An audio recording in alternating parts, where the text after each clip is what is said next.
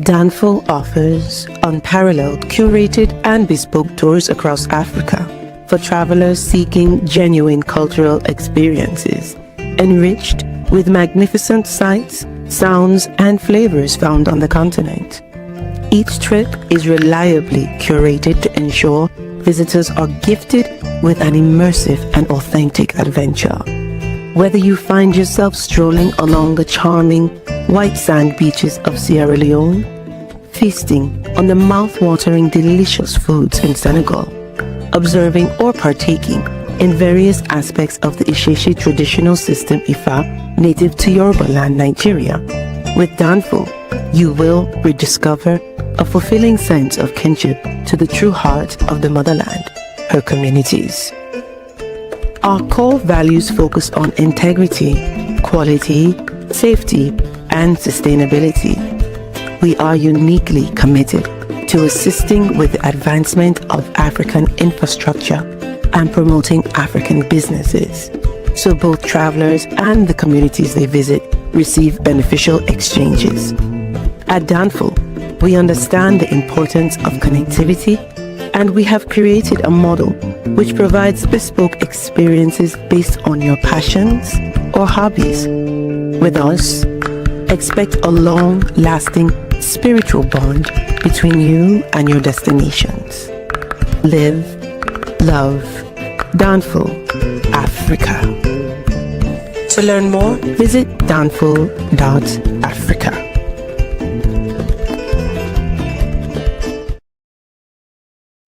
Peace, family. We are live again. Dynast Amir, search for Huru. Thank you all. Thanks so much for joining. Hit that like button again. Please hit that like button. Also, make sure you share and make sure you subscribe. I would greatly appreciate it. And first of all, FBA Young Lion. Okay, since you want to play grammar police, it is. Why is FBA? Not why are FBA? Is why is FBA? Okay. I forgot the exact rule because since there's not an S and FBA is a single like organization. Well, it's not an organization, but you know what I mean. It's like considered a single group. The correct word is okay. All right, Mr. Grammar Police. Okay, you want to play grammar police today on In Search of Uhuru, but that's okay. That is okay. Peace to everyone in the chat room. Shout out to Marie Shaw, everyone. You know, shout out to Marie. Hit that like button. Make sure you share and make sure you subscribe. I would greatly appreciate it. I appreciate y'all. I love y'all. You guys are the best. You guys are awesome. As it rains today here in Atlanta, Georgia. All right, I am looking forward to the Oshun Festival. In fact, Marie came to the Oshun Festival with us in 2019. Marie came to the Oshun Festival with us in 2019. Shout out to Marie. We are going back next month, August 2nd to the 11th. August 2nd to the 11th, if you're interested in joining us in Nigeria for the Oshun Festival. Oshun. Please visit danfo.africa. Again, please visit danfo.africa. That's DANFO.Africa to learn more. And this is the site right here, you guys. Please go here and check us out. We will greatly appreciate it. And I appreciate y'all. Y'all are awesome. Appreciate the support over the years. So again, make sure you visit danfo.africa to learn more.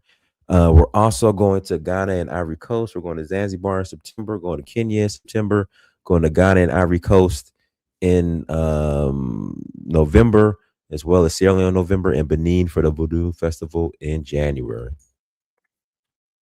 Are there a lot of African noobs? What do you mean by African noobs? Like there were several. A couple lines after me, there was a line that was at the University of Georgia. There was a line that was, predominantly African. They're African, first generation African. Yeah, first that immigrated here, first generation. They're either born in Nigeria or Ghana, or their parents immigrated here. So yeah, there are a number of African newps in my chapter and just overall. But yeah, there are a lot of African newps. I'm thinking of them all now. Yeah, absolutely. Yeah, but hit the like button, make sure you share, make sure you subscribe. Hey, Brian, when are you gonna come on a trip? Brian, you got to shoot me an email. I think we talked before, but I didn't. Um, I don't think. I don't think I saved your number. Or I might have saved your number. I don't remember. Email me hello@donfo.africa. But I think I know Brian. We talked one time before, I believe. I think we spoke once. I just don't remember. It was a while back.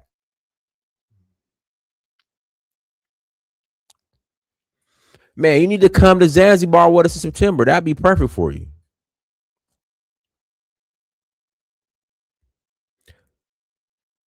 Yeah, Chaotic Truth. Is he a Kappa or is he a Q?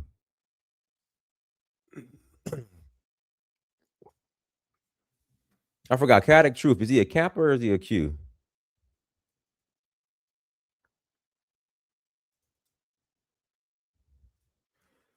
I'm not sure.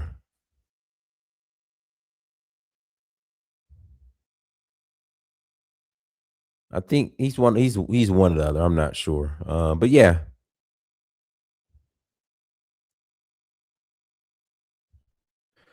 But again, guys, hit that like button. Make sure you share and make sure you subscribe. But yeah, send me email, Brian.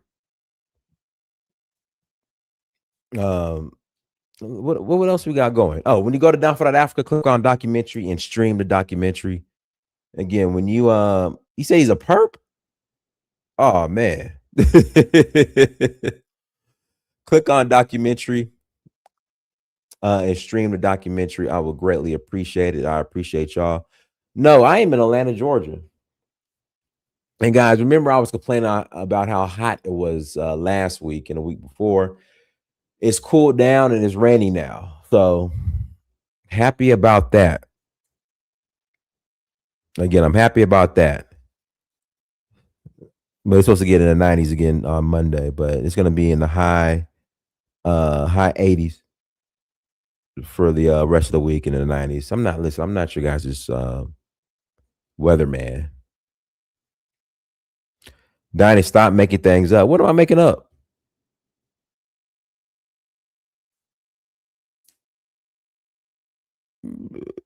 Is Essence Magazine considered a black institution?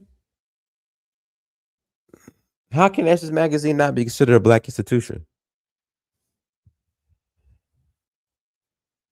A Liberian owns Essence Magazine.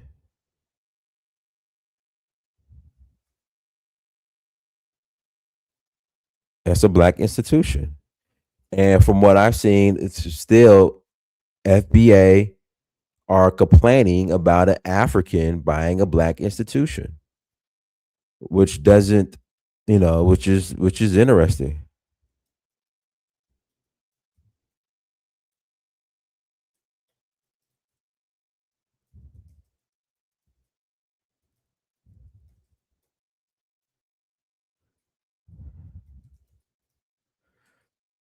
I'm just saying, why didn't FBA buy it? And we talked about this some last year. Why didn't FBA buy it? Okay, so if say you're disappointed in the way Essence is being ran, it was still a black American institution, and a lot of you guys are celebrating the downfall of it, which is crazy.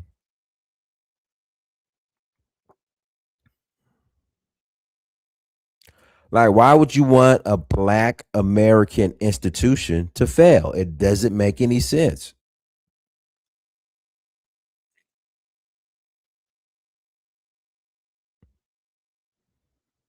That's the part I don't understand. Like you're celebrating the downfall, but from my understanding, the overall reviews of this past Essence Festival was it was good.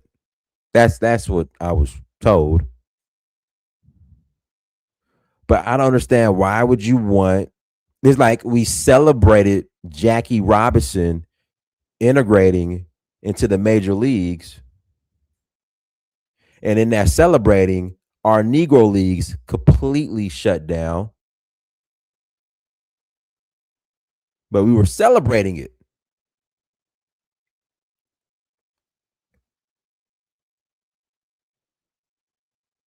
The number of our institutions that have been sold are sold out.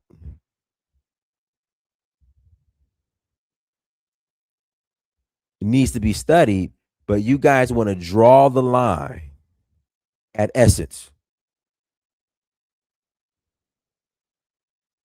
Can't believe this tether then bought Essence and ruined it. And yeah, man, let Essence burn. Like it doesn't make any sense.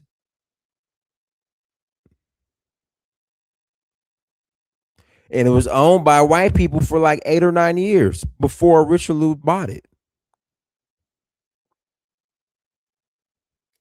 Guys, give me a second.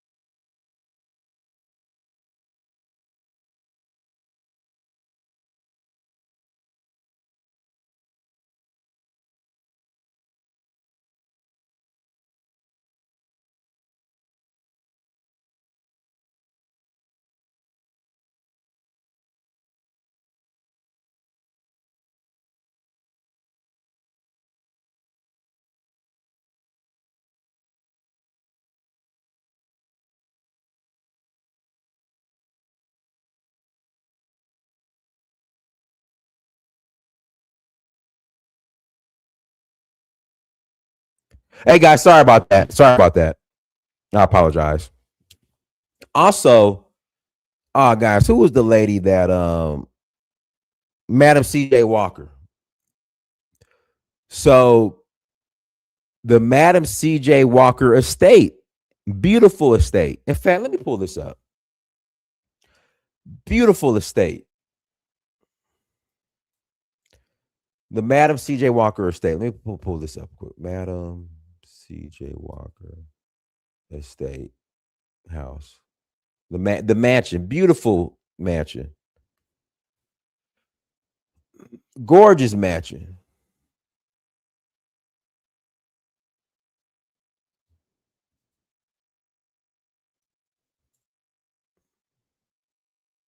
Was acquired by Richelieu Dennis.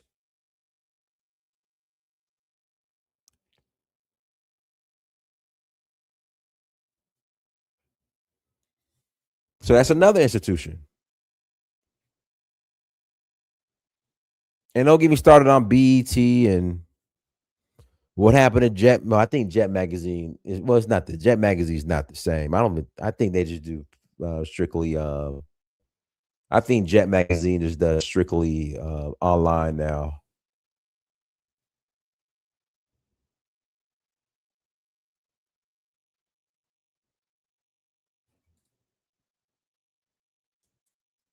But you guys gotta look at this property.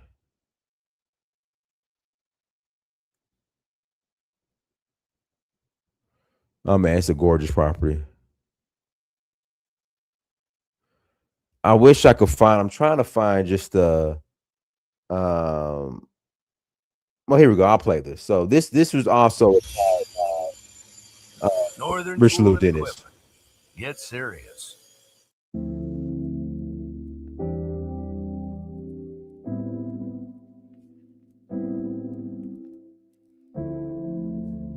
Oh, oops. We continue to honor Black History Month. Today, we shed the spotlight on Madam C.J. Walker. She's considered one of the first self-made Black women entrepreneurs. Both she and her daughter were also big supporters of the arts and were key supporters of the Harlem Renaissance. Eyewitness News reporter Michelle Charlesworth gives us a look inside Walker's historic mansion in Irvington, New York.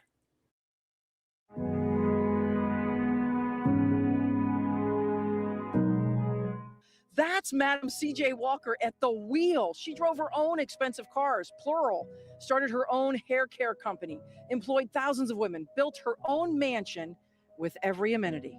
This is her mansion in Irvington, New York. Normally, people don't get a chance to go inside, but we're taking you in. Fantastic. Can you imagine in 1918 the reaction in the neighborhood when people found out that this was being built by a self-made millionaire who was a Black woman? How'd that go over? It was a story in the New York Times. Madam C.J. Walker began life in this shack. Listen to her great-great-granddaughter, Alelia Bundles, describe her. She was orphaned at 7, married at 14, widowed at 20 with a daughter. And so Walker, born Sarah Breedlove, whose siblings and parents had been enslaved, put down roots in Indiana and then New York, making a fortune marketing her own hair ointment. But you can see the original 10, a poster of the original 10 behind me. Madam Walker's Wonderful Hair Grower. It was 50 cents. People didn't bathe as often and they washed their hair even less. She was losing her hair. But Walker's homemade salve, made with sulfur and petroleum jelly, healed her scalp and her hair grew back. This is original? This is original. This is a full body shower. A woman who lived more than half of her life without plumbing designed her home with multiple luxurious bathrooms. This is from 1918. Walker's mansion had many bedrooms, bathrooms, and a custom organ which piped music around the house. She had a custom sink in the pantry, refrigeration, even floor hookups for a central vacuum built into the house. This is the theater, the way you make an entrance. Walker would have been even richer if she didn't pay her employees so well. And Madam C.J. Walker's story continues. Her great-great-granddaughter, Alelia Bundles, has written a book about her. Out of the cruel crucible of racism and sexism, Walker built an empire. The original influencer who took her problem, solved it, sold it, and became an American hero who lived fearlessly, taking the wheel in her own miraculous life. In Irvington, New York, Michelle Charlesworth, Channel 7. Eyewitness News. So that's another institution that's owned by an African. But why? I don't understand. Why are you upset? And then once an African acquires these institutions, why do you want them to fail? That doesn't make any sense.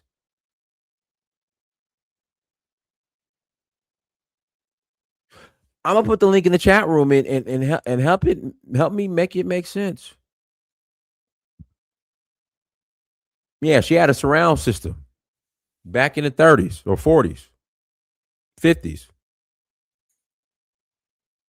I just don't get it. Why do you want Essence and all these institutions that are still owned by Black people, but just because they ain't ADOS FBA, why do you want them to fail? Why? And then again, why?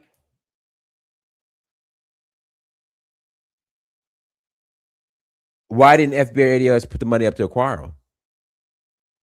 I mean, they built. What's the museum? The Hidden History Museum.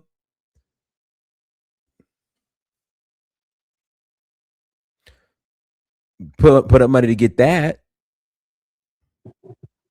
But why not Essence? Go ahead, M. Yeah, man. What's up? What's going on, sir? Peace. My opinion about this: Africans who want to acquire basically everything that we have in America. It goes back to my theory that they still see us as slaves, and they think that our actions, they should benefit from it. Like you look at the Ghana president and his initial before he did his I guess ploy to get reparations, when the UN first passed the resolution, I think in 2023, Ghana president said that the West was built off of their slaves and they should be compensated for that. And I think many of them still believe that, they should be compensated and should acquire everything that we built. I don't think they even see us as human beings. If you look at some of the people who call here from Liberia, the way they talk about us, like we just garbage, we just like Pookie Ray Rays, and they rather be around white people, and they brag about how they people slaughtered us when we had Liberia. And there was really no tribunal or no type of retribution for that. They just basically took our country and just, it is what it is. And now they're coming here to take everything that our ancestors built, be it education, corporations, the neighborhoods we built, these beautiful communities all over America. I think they're just coming to reap what they think is theirs.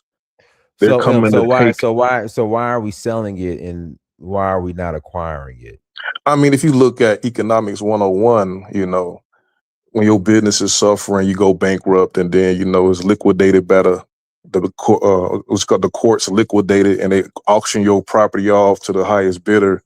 It may be because the market suffered, the essence market suffered lack of sales. With John H. Johnson, Ebony and Jet, they had a skyscraper downtown, and they lost that during the Obama administration. It was primarily due to poor sales and their lack of black advertisers. They depended heavily on white advertisers. And that goes back to the Garvey book, The Message to the People, when he warned us about being heavily dependent on white financiers, because they could just pull the rug up under you. And that's what happened with Ebony and Jet. I'm pretty sure that happened with me not ask a question. My question is, why aren't other FBAs coming in and acquiring these businesses? I mean, when you have a situation with bankruptcy court, you're probably not privy to the auction. It's not like it's advertised in the Sun Times or the on YouTube. It could have just been sold without us knowing about it. So what you're saying? So you're saying that when Africans acquire a couple of these institutions, they're privy to it, and FBA's not. Exactly, it's similar to the Minority Business Development Administration. Like every state has one, and the organization or the agency was established by Nixon as an executive order. And when you call these places up and ask them where is the money, I have a minority business, they tell you all the money has been already allocated. And they tell you there's nothing specifically allocated to black people. So these people are up on the game. They know exactly when to apply, the deadlines. They got it all like a science. And we just nonchalantly like, okay, let me just call them up and see about the funds. Oh, it's all exhausted. And most of the money is going to these people from India, Africa, everywhere else. They just attack that minority money. So what happens is us, regular black Americans, we have to compete with white people for funding. And I'm gonna call him great, the great O'Shea Duke Jackson just did an excellent expose showing this in this recent video, that the Africans have been heavily benefiting from black Americans' generosity, and they haven't really reciprocated. And now that like black Americans has basically made Africa pop, now they mad about it. Telling you should be deported, even though most of them fled to the United States. He actually said that it's probably primarily due to coups and whatnot. They was anti-intellectual, but still their descendants decided to just not go back in. And they really don't give anything back to the black community who they heavily depend upon. So I think it has a lot to do with them seeing us as slaves and something to exploit and extract from, as if we're just their cattle. All right, let me pass the mic to Mansake. Go ahead, Mansake. Hey, peace, Dynast. I hope everybody's doing well. Doing well. Far as the topic, man, let me just say something, right? Have you been to New York, Dynast, or no? Yeah, I have. Okay, are you familiar with Harlem, right? Yes. You familiar with the soul food restaurant known as Sylvia's? I am. Okay, so look, do you know that Koreans own that spot? The facility, like the real estate or the restaurant No, too? the actual business. They own Sylvia's in New York. Well, let me. So it's interesting if that, I don't know if that's true or not. But It is. okay. But it's interesting because Koreans own a lot of soul food. In fact, there's a soul food restaurant here in East Point in Atlanta that's owned by a Korean. And Koreans own a lot of soul food restaurants, and Hispanics do too. Mexicans do too in LA. And I'll give you an example. What would happen? A lot of these soul food restaurants in LA will hire the Mexicans as cooks. And then if they, for some reason, don't want the business anymore, they will sell it to the Hispanics. And they, right. Yeah. So, yeah, That happened in Chicago with this hoagie place called whatever it's called, Flavors or something, but it's owned by Hispanics now. Okay, go ahead, man. Say. Okay, but notice that how what you just said, right? How come they don't get the same smoke? BET is owned by a white woman. Anyone could have bought BET. They let them buy it from a white woman. It's a capitalistic society. Everyone has a right to buy whatever they want. Like when Essence Magazine goes, it was put up for auction, right? From my knowledge, from what I remember they were selling the company. Did anyone buy it? No, they ain't buy it. And then this notion of what M is saying, dude, you sound crazy. You really sound crazy talking about how that the Africans see you as slaves. What are you getting this notion from? What do we own in Africa? We had Liberia, and y'all stole that from us. Have you traveled to Africa? Number one. What do we own in Africa? Have you traveled to Africa? Yes or no? Obviously, that's a rhetorical question. So it's obvious that you haven't, because if you. But tell me the corporations that black people own in Africa. Tell me. So there's one company in Rwanda. It's owned by an FBA, and he sells I think coffee, tea, and also sells jackfruit in Rwanda. He's doing very successful in Rwanda.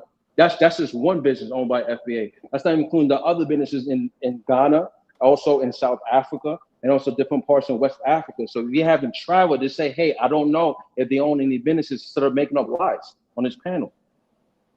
Tell me a business that we took from an African company. Tell you what business that you took from an African company. So you're telling me here in the United States, like Byron Donald or the other billionaires don't buy other businesses? Is that what you're saying? Y'all swallow up our businesses. But okay, so what about the what's his name? And the real problem people had was they had the Joe Law versus Jambalaya. They tried to turn the Essence Fest into like an African fest, and every city has an African fest already. So why didn't you go buy the business? Why did I buy it? I'm pretty sure people didn't know it was up for sale because these court auctions of like foreclosure cases. So you as an FBA, why didn't you get your FBA friends to buy? Why don't you sell it to the black people then? Why don't you just offer it for sale? So why don't you go buy it? Because you on this panel saying that how they took it. They ain't took it, they bought it. He purchased it from a white corporation that purchased it. Okay, but then did they take it or did they buy it? I think it was a bankruptcy case. When you liquidate, the courts sell your property, sell your assets. Did they take it or did they buy it, man? The courts sell your assets. Did they take it or did they buy it? They purchased it from a white corporation. Okay, so again, they bought it just like anyone else. But they changed it into an African fest. Okay, so my oh Lord Jesus! Hey, man, sake, don't interrupt. Man, sake, you got a minute. I got to pass the mic to get to God. But it's just so funny. Is like everyone else could attend and do in capitalism, but Africans can't do it. Nothing's preventing you from buying these businesses. Speaking, what's the billionaire name that's from the Griot? Mr. Allen. Did he not go bought a small channels, weather channels, Dynast? Yeah, he did. Yeah, it did. But no one's not saying nothing about that though, right? So it doesn't. Yeah, exactly. It just makes no sense. It just seems that it's a disdain to certain groups of Africans, and whatever they had one bad experience with African, they label all Africans like that, and they're not like that. And the thing is, like I said, nobody's preventing you from buying anything. Nobody. All right, let me pass the mic to man. Say you got 30 seconds. I'll pass the mic. Yeah. I was just saying, just in general, it's a capitalistic society. Everyone has to buy to buy whatever. I can give you a prime example. Dynast in New York, they had this thing called the auction deeds, which black homeowners, FBAs, are losing their homes in New York and stuff too. Africans ain't doing it. You want to know who's that group of buying it? I'm not going to say who. No, the Jews. Okay, but they buying it. Is anyone complaining about it? Let me say this though. When Byron Allen tried to purchase BET, we got other people. All right, go ahead. Sorry about that. On the go ahead, Gift of God. Right. So what I have to say in regards to this is that we as a people, we have to be careful of the divide and conquer. Clearly, the imperialists, they know what they're doing, by bringing migrants in from Africa. They know what they're doing, and to me, it seems like a divide and conquer tactic. Where one certain group, one certain ethnic group gets more advantages, and one other group, they are like marginalized, so it seems to me there is that a bit, because you have to understand these people, they're getting clever, they're getting clever, and they can guys, 1 second. I have to go get my son from track practice. It ended early. I'll be back in 15, no more than 20 minutes. So you guys just behave yourselves. Yeah, that's fine. I'll be back. Yeah. So as I'm saying, we just have to be careful because, a certain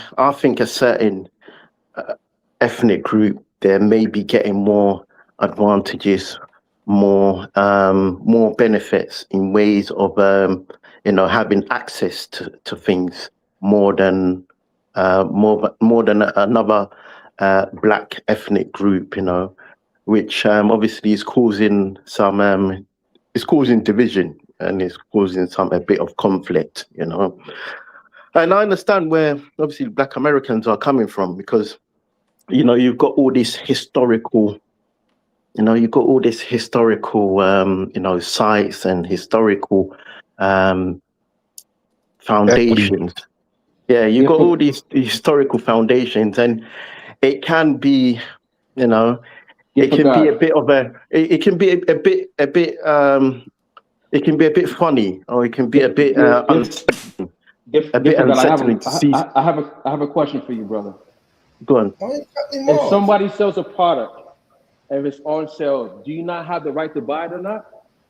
Of course, they've got the right to buy it. The world is competition. I think this dude is. But what I'm saying is you can tell because look, these people do it over here as well. I'm in the UK and they do these type of things as well. Do you understand? Yeah, where they like to pit other ethnic groups against each other. Do you understand? They'll give like more favoritism to a certain group of ethnic. Hey, look at this. Bill Cosby tried to purchase. Bill Cosby tried to purchase NBC. At the end of the day, what I have to say, they did not sell it to him. He had the money. The world is a competition. So if you ain't gonna go out and buy it, someone else is gonna step in. Simple as that. You know what I'm saying? If you ain't got they're not gonna sell it to us. Your shit together. That's not true. What you're saying is not true because Byron Allen tried to purchase BET. I'm saying, listen, they didn't sell it to him. If you ain't got your shit together, someone else is gonna step in. Y'all don't understand our country. See, in y'all country, y'all have protections. There's no protections of black assets in America. They will not sell us stuff, and they will rather give it to an African. Go ahead. See, this is, obviously, we're not saying there is that marginalization. They tried to buy the Denver Broncos, Shaq, and a whole bunch of black people. They would not sell it. They sold it to a white person for less money. What you talking about? But to be honest with you, I think it's just a small. It's a small percentage. Y'all don't understand what the dynamics in America is. I mean, look at Shaq. Shaq owns a multi-million. But they tried to purchase the Denver Broncos. They would not sell it to him. Look, the worst thing is Shaq. He employs just a bunch of Caucasians. But don't talk about Shaq. I'll just use him as an example. This is not the argument. The point of argument is They said Africans are taking over You their took over businesses. Liberia. So I don't even know So what you talking about? why you coming up with Why did your some sort people of steal conspiracy Liberia from that us? they want certain tribe to take over Why do you look? businesses. Why do It you doesn't make deserve no What Liberia? sense. Why y'all talking they over each do that other, though. man? It's not. Go It's ahead. not. Go It's ahead. not even a conspiracy. It's deep rooted in history. It's there, written in history that they do them things. But we should probably There's pass the nothing mic. conspiracy. For African to take Black American property. That's No, no, no, no, no, We no, should pass the mic no, But to no. this somebody is I'm the else. Though. topic. saying. This is what we're talking I'm about. saying in Hey, let's general, pass they the do mic, y'all. them Let's things pass the anyway. Hey, let's pass the mic. mic to Celie. All right, it's my time to talk then. So, Yeah. so my thought of like what Masache said, right? This doesn't make no sense at all, right? I live like what Masache was saying. I live like a block away from Xavier, and I see a lot of African American businesses being taken over by the Jewish and Africans. But Africans would never buy property. Even if African American want to sell their brownstone in Harlem, they will not sell it to African. We have to go through the Jewish or other ethnic group to buy properties. If they know you African, they will not sell it to you. So and anybody that tell you I live in a historical place, which is Harlem, right? If anybody who tell you African Americans would sell their properties straight to African, that's a complete lie. I have been in negotiation in a lot of businesses. I have friends that have bought properties here, Brownstone. African Americans would not sell their property to African. I don't know the reason why, but again, it could be the thing. Well, we taking over their businesses, but this is the capital market, function, right? That's what Masa just said. If the business is out for sale, if African get a better bidding to buy the business, then you say the Africans are taking over your businesses. And you mentioned about O'Shea. Everything that O'Shea was saying in our video, he looking at ChatGPT and just give misinformation. Everything he said was completely wrong. No, it wasn't. Right? He read word for word from No, it ChatGPT, wasn't. and he know his audience. He know his audience are not too informed, Stay and on he topic, causing a bro. lot of chaos. Right? Stay Everything he said was a O'Shea not lie. O'Shea not on this topic, bro. Stay on topic. First of all, he said He said nothing about African that came. No, he said African that came here for school, or That's Martin not the Luther King topic, though. helped them Come on, bro. to You help on them topic. into the school. Brother Bishop, to be fair, and brought up O'Shea first. That was the topic. We got to stay on topic about what this topic is. That has absolutely nothing to do with what we talking right. about. So that's what I'm saying. If you say Africans are taking business, and someone is coming up with some fake conspiracy that they're doing this just for certain ethnic group to take over. I don't see if this is an open business. You go in, you want buy it. If you get better chance of getting loan from the bank, or you have cash to purchase a business, you purchase it. It's nothing Yep. wrong with that, I right? said there's a Red competition. That Red life Rooster is is owned by this. competitive. Red Life Rooster is is owned by this competitive, isn't it? Ethiopian Probably guy. should pass the mic to somebody else. Hey, Yo, what's up? let me go real Can I quick. say something real quick, man? I was here before you, bro. Can I say something? Go ahead. Salute to Dynast. God bless the panel. What's up, George? What up to CD? To everybody on the panel. Man's sake, everybody. God bless Dynast. Good topic. One of the reasons why it's a good topic, because when you talk about to any African American, even some of these FBA people, they like to brag about how they have so much wealth. But the reality is they're wealthy, and the elite has abandoned the black agenda, and the FBA people have no smoke for them.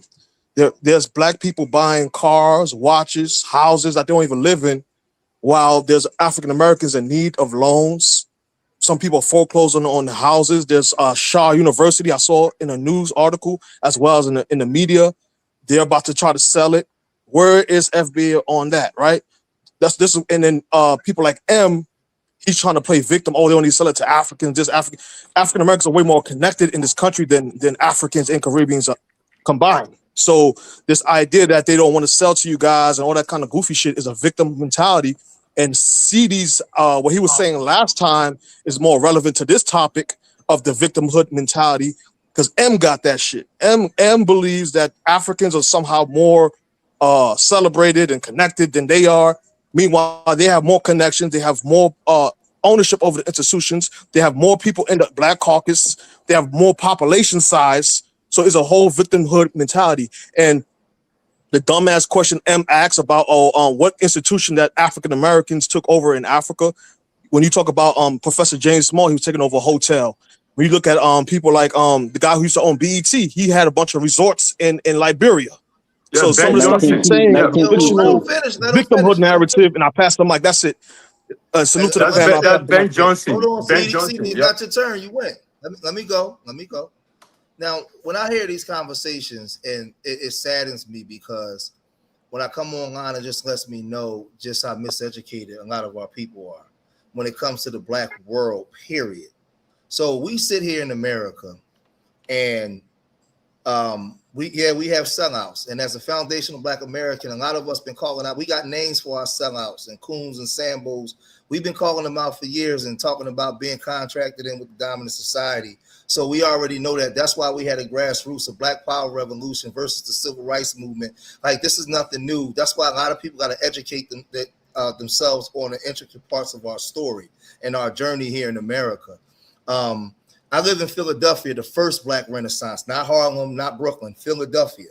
And in Philadelphia, there was a period of time when we didn't have Jamaican neighborhoods, Haitian neighborhoods. It was just all Black people. That was it. Philadelphia is a very unique place where it was more foundational Black Americans, but when all the immigrants came that was Black, they amalgamated into the culture, and we was all together.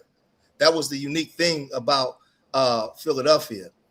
The issues that you guys have in your country that makes you have to leave your country, right, and come here and start over, we have the same here. We just was never able to leave and start over. We had to stay here and be up under this oppressive government. So you guys are able to approach it differently coming here as an immigrant.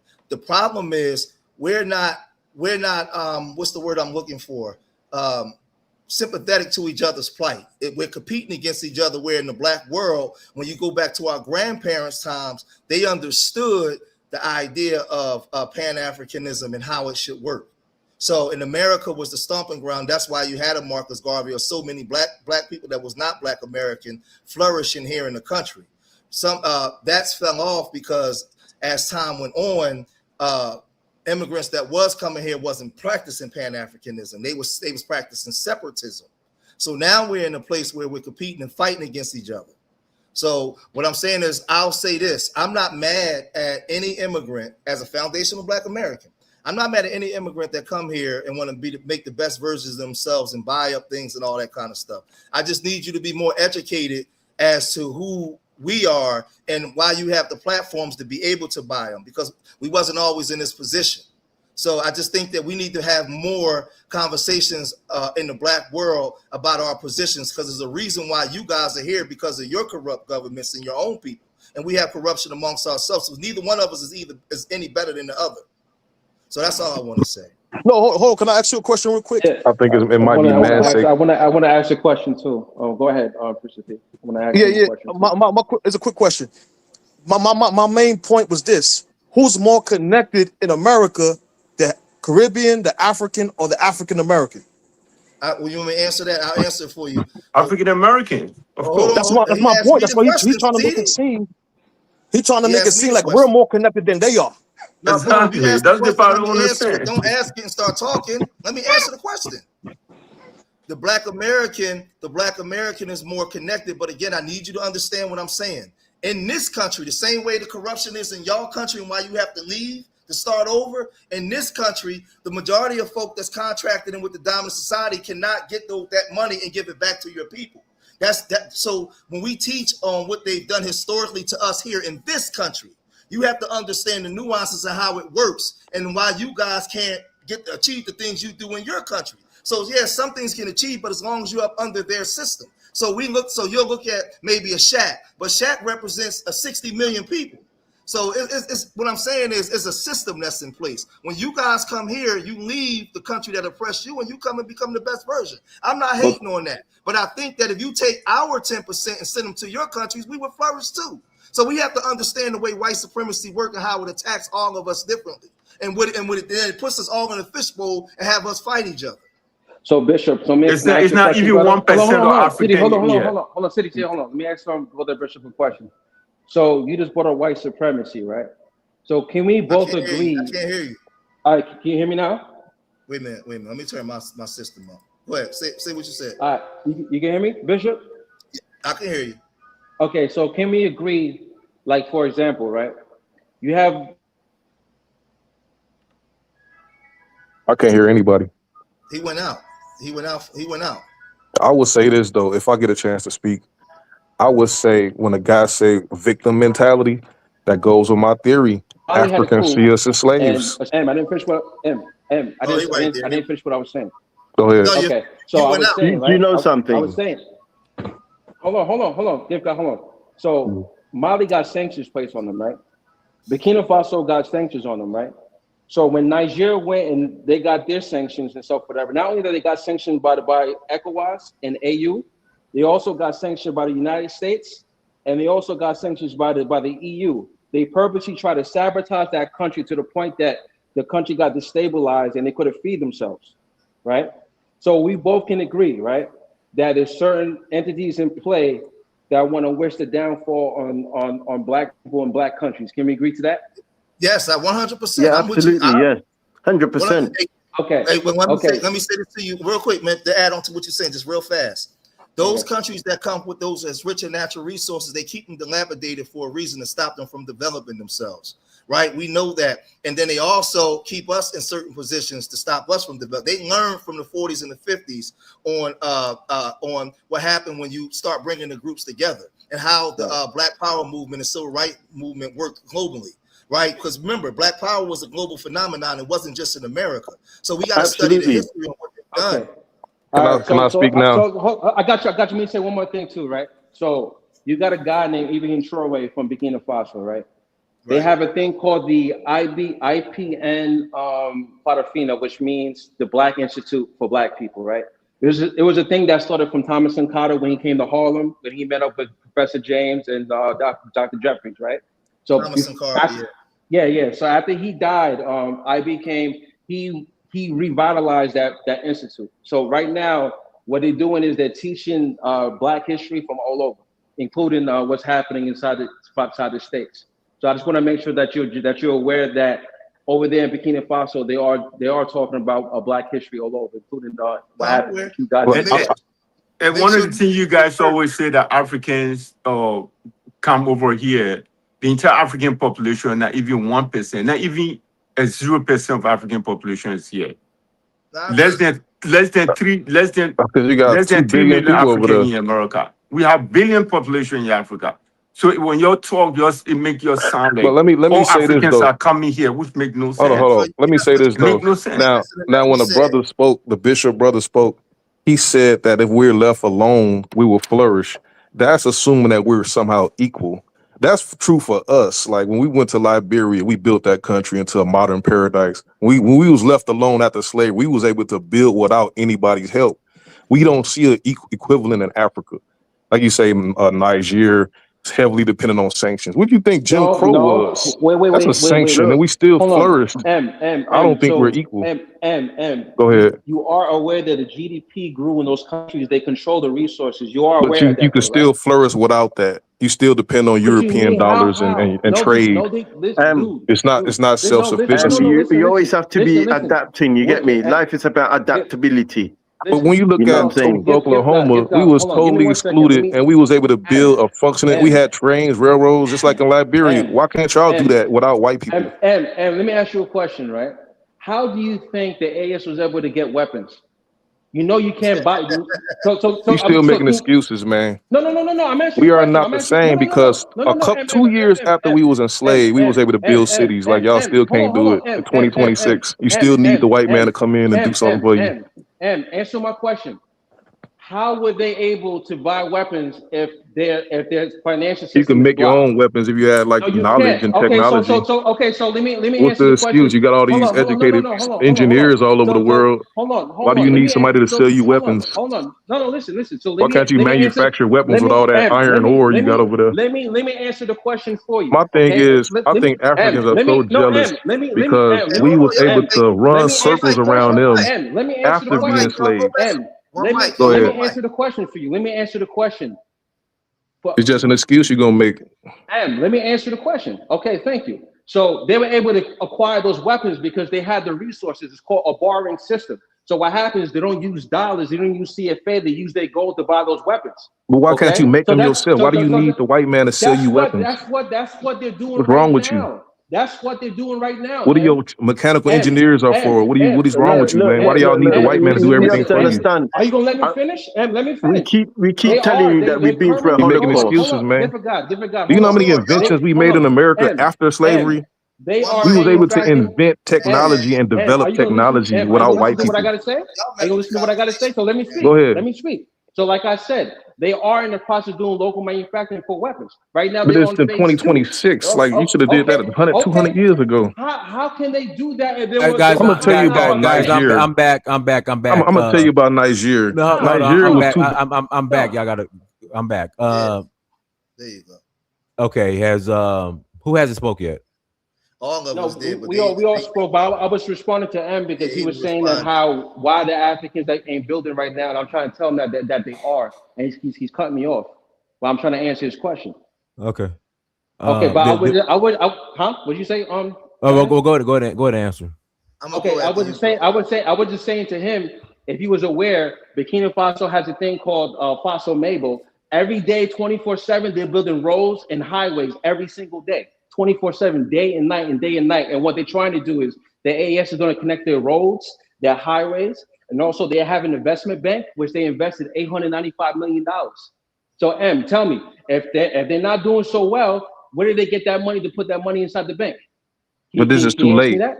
This is 2026. Y'all should have did this 100 years ago when we was doing that in Liberia, building roads and railroads and in the early 2000s, early 1900s. That they were under France, and France had a You making monopoly of everything. excuses. They had We was a under oppression monopoly on too. the business. They had the We was under monopoly on the Jim Crow, businesses. and we They still had the built cities. monopoly. Why They couldn't had the y'all do it? monopoly on the businesses. They had a monopoly on the Why military. can't you They invent decide who can anything? trade or not. But guess what? They're not there no more, and they're doing very well. And in fact, the IMF and the World Bank said that they're doing very well in the Sahel right now. So tell me, what you talking about? Hey, let me say something. Let me say this too. Go ahead, George. I want to say this as an FBA. I want to give a shout out to Dynast first, right? A brother like Dynast and a brother like O'Shea Duke Jackson, right? These two black men that come from the hoods in America, and they was able to travel around the world. Coming from some of the places that we come from, most of our people would never ever see the faces. Hey, Bishop, George, if I could interject, I'm not from the hood. I lived on a good street You still a black man from Sacramento, from Sacktown. I am, yes, sir. I am definitely. So what I'm saying is, we know for a fact, if you line up 85% of young black men will never be able to travel and see the things that you saw, that you were able to see around the world, you and O'Shea. And I preface that by saying that when we start educating ourselves and understand that after the 1877 compromise, we built cities, right? Functional cities, and they start burning them down.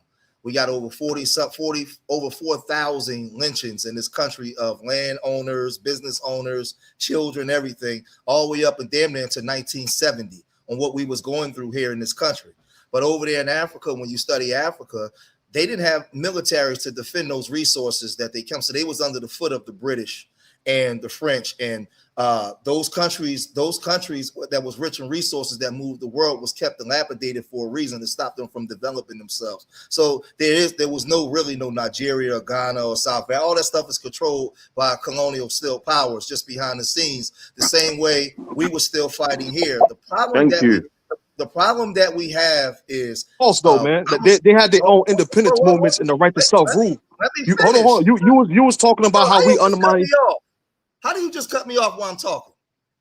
All I'm saying is, we all got our own stories. As a foundational Black American, we have our story in America and our fight for racial justice, equality, and everything that we got. And we've opened our arms up to everybody because America was the ground zero and we were the minority group under the foot of a majority, when you guys were the majority under the foot of a minority. So Exactly.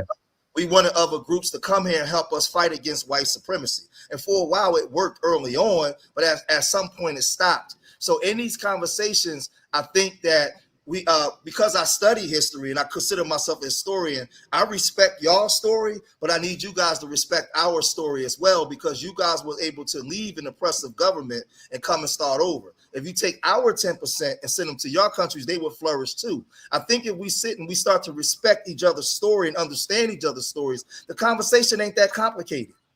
But True, brother very Bishop, true. brother Bishop, but brother no, Bishop. guys, we got new people on the panel, so let me pass the mic to them. Go ahead, King, unmute yourself. All right. Thank you so much, Dynast. Can you guys hear me? Yes. Perfect. Sure. Thank you so much. I'm Nigerian by my accent. If you pay attention. No, you know, we Nigerians, we are very proud people. First of all, the myth that Africans are poor people, are suffering, can't do anything for themselves is starting to fade away. This is my joy. You know, for a long time, they used to look at us, even some black Americans, these so-called FBA guys used to look at us like we are the lowest of the lowest. But today we have a platform here that talks about Africans buying African American properties in the US.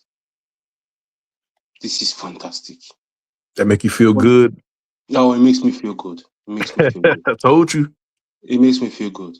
I'm not, first of all, I would like to make this very clear. I love, as far as you're a black person, you are my pride and joy. That is, I will make that clear. I love African Americans. I admire you people. I do give you people your credit for a fight that you guys fought. You guys inspired a lot of people. That's a fact that nobody can take away from you guys. But for a long time, we were the underdogs, Africans. People used to look at us like we are nobody.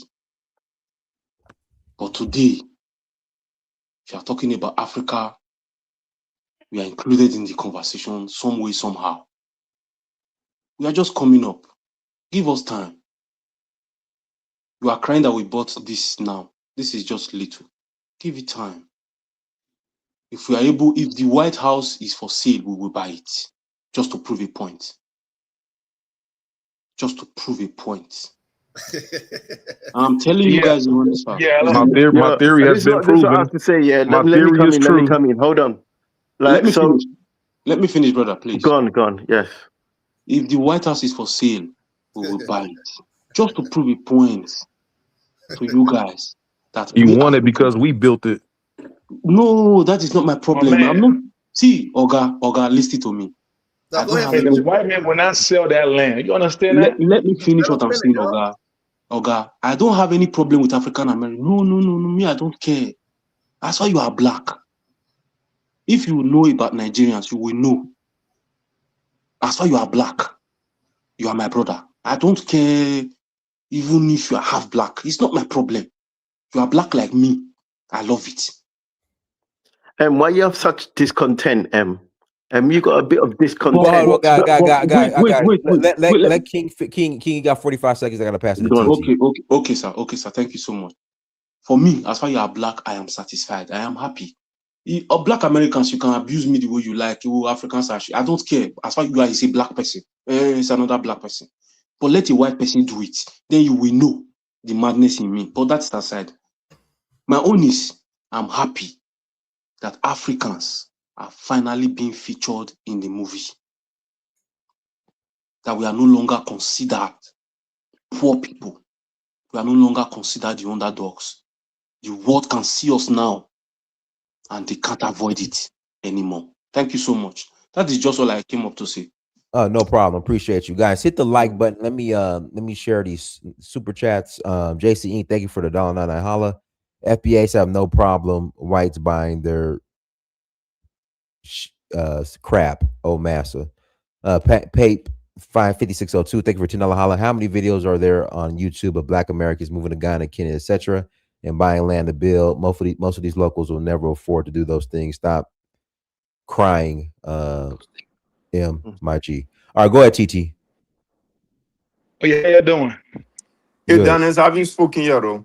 Well, I literally asked, has everybody But you spoken? And spoke, he what didn't are you say talking nothing. about? Go ahead, No, I TT. mean, they were cutting me Yeah. off. You know, I couldn't get my point across. No, Go go ahead. ahead, Man, TT. Go ahead, TT. you spoke, man.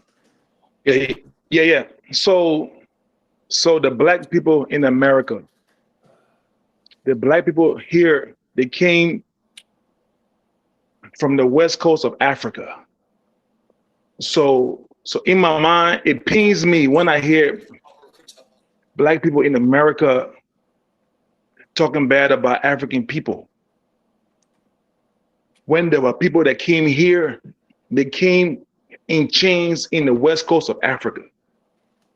Now, in Africa, not all black people are the same people.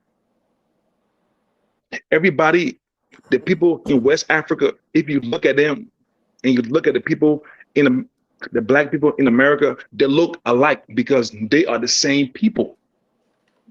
The people in East Africa, the people in North Africa and South Africa are not like the people in West Africa. So me, it feels bad. I get angry when I hear black people saying, "Oh, you got this and that."